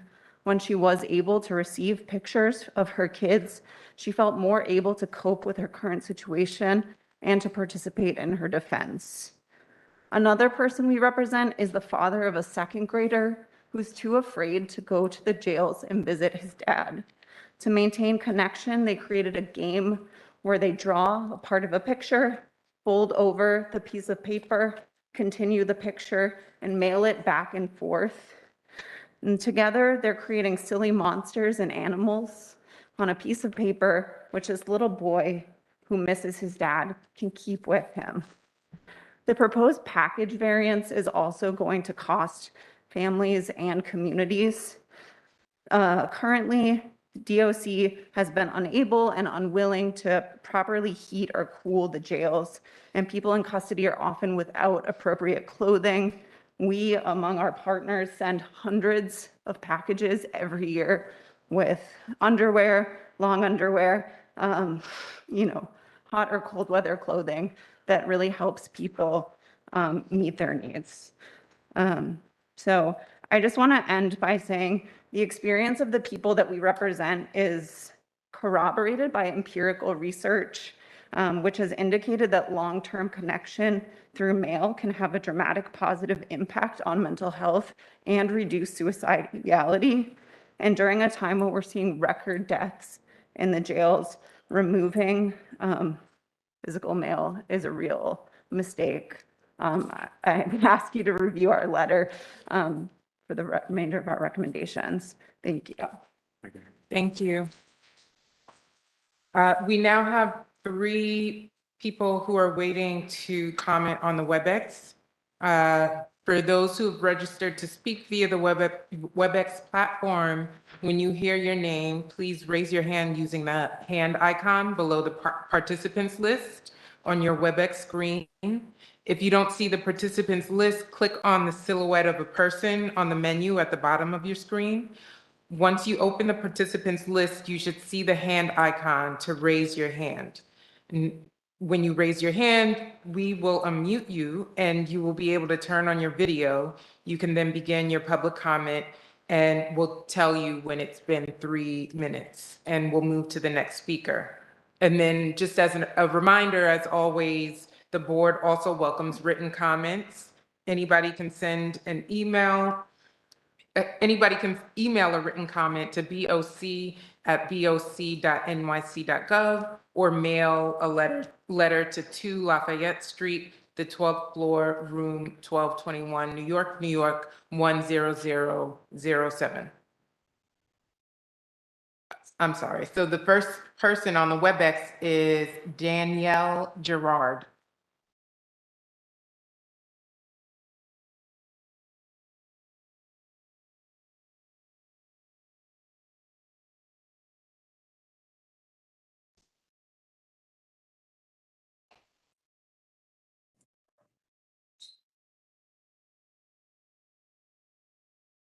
Thank you. Can you all hear me? Yes. Thank you. My name's Danielle Gerard. I'm a senior staff attorney at Children's Rights and a member of the New York City Jails Action Coalition. I testify before the Board of Correction on a regular basis. I would like to raise a few questions regarding today's testimony first. All of today's testimony, from the rose-colored picture of programming on the island to testimony by the third vice president of COBA, simply underscores the complete and utter dysfunctionality of Rikers Island as a place to send our fellow New Yorkers, often to wait nearly a year or more before they are even tried. Second, DOC's presentation on programming provided no data. How many community groups are coming onto the island to provide programming? How many young adults are being served on a weekly basis? How many adults are being served on a weekly basis? How many incarcerated persons are getting regular or any recreation at all? What is being done to have enough staff on hand actually to make the provision of programming possible? Third, in the entire discussion today, there has been no focus at all on Commissioner Molina's and Mayor Adams' position that Rikers cannot be closed. What is the board working on to make sure that they are both wrong and that such a whim must absolutely not be entertained? Finally, instead of throwing up his hands, the mayor should be working on providing the mental health and drug treatment services available in sufficient quantity in our communities to avoid sending our fellow New Yorkers to Rikers. What precisely is the mayor doing to provide support of affordable housing? Does the mayor really think that cutbacks in education are going to help reduce the school to prison pipeline? As the oversight entity for the city's jails, the board has the authority to address these questions. We urge you to use it to get answers and specifically to ensure that Rikers closes as scheduled in August 2027. Thank you very much. Thank you. Our next speaker is Kelly Grace Price.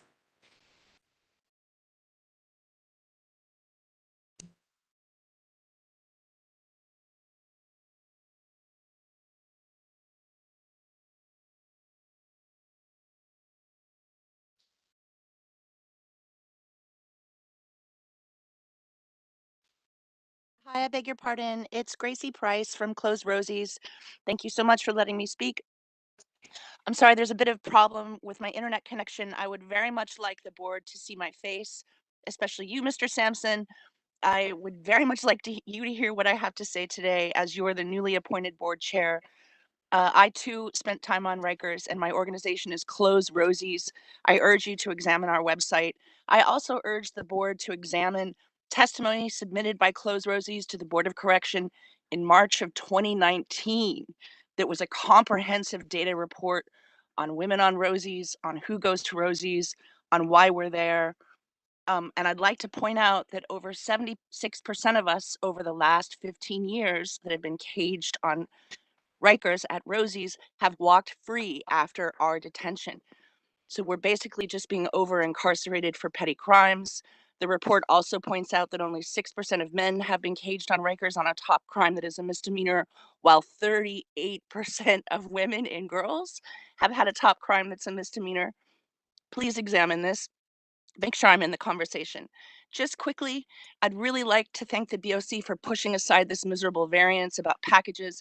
Please, Pitts, Ramos, and the chair, please, and I believe, Jackie, you're on this committee too, examine technologies that allow mail to be scanned for drugs rather than, and then the physical mail is just passed on, because those are out there as well.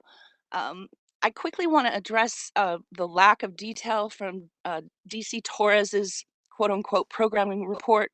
It's shameful that she should play hide and seek with the board since July and then show up with just a list of programs that have already been in public circulation, programs that have been on the island forever. I know for a fact you'll find those same programs listed in my March 9th of 2019 report.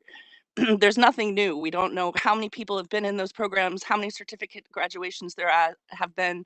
We don't know how many times those programs have been run and which facilities they're being run in. That report, there's no there, and it's shameful and disgraceful that the BOC did not call out the DOC for its lack of transparency. Data does not belong to the DOC. Freya, you keep asking the commissioner to give us more details about use of force in all the facilities, about programming in all the facilities. Franco, you as well. Why didn't I hear a more stern pushback about the lack of data? There was a lot of lipstick on that pig today. It would have been nice to hear it called out a little bit. I don't want to berate the board too much because I'm really grateful that you're not voting on these variances today. I do want to ask Commissioner Molina, please be more careful with your data. Comparing 25 people arrested for bringing in contraband that are employees to 500 incidences of male contraband drugs being found is not the same thing. How many pieces of contraband did those 25 employees bring in? Now that would have been a fair comparison. This is just another example of the kind of data that we're not getting and we need to get. Please don't be scared by Asante's calls. Ms. Price, I'm going to ask for your last I know I thoughts. exceeded. I'll shut up. I appreciate it. I will turn in my written comments.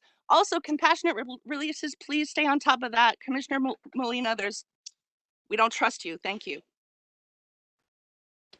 Thank you. The next and final comment is from Eileen Maher.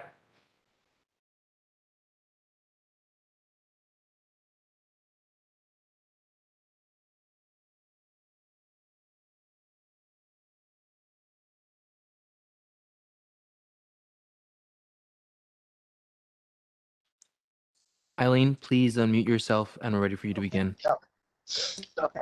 Good afternoon. My name is Eileen Marr. I'm a civil rights union leader from Boca, New York, a social worker and a survivor of New York City and New York State Department of Corrections. I spent 420 days on Rikers. Every month I come before you and beg for my sister and brother detainees to receive humane and just treatment. But time and time again, DOC in New York City fail on this. As Mr. Molina pointed out, there is an opiate epidemic nationwide, fentanyl especially, and detainees have not been exempt from this.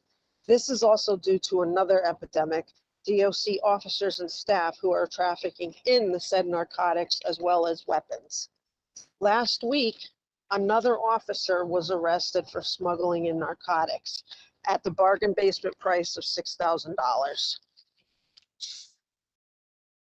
And I will repeat this again and again. I've said it before and I'll say it again.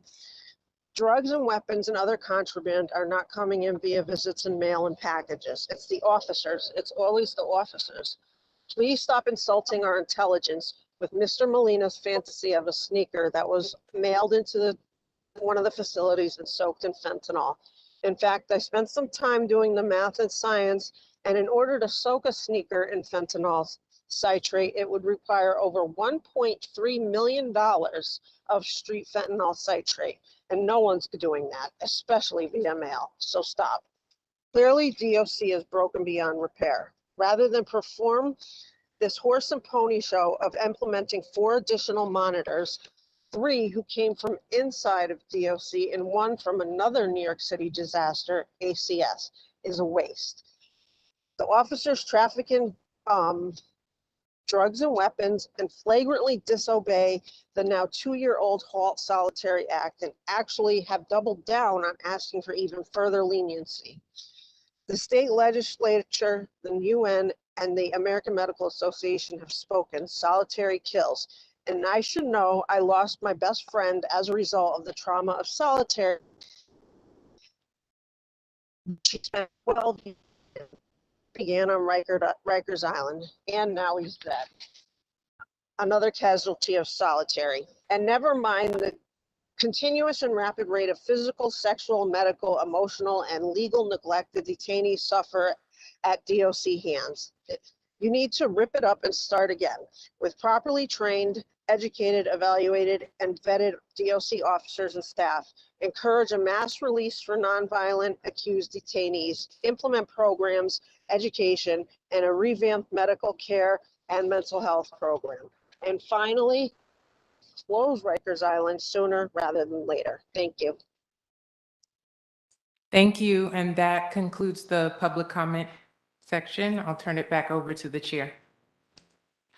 Well, thank you for the public comments. They are certainly taken seriously by this chair, and I'm sure by my fellow board members. I would like to thank everyone who attended today's meeting.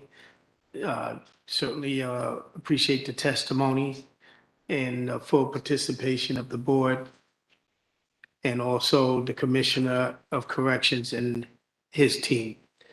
I would like to, at this point, take a motion to adjourn if there are no objections. Okay. Second. Okay, all in favor? Okay, therefore, this meeting is adjourned.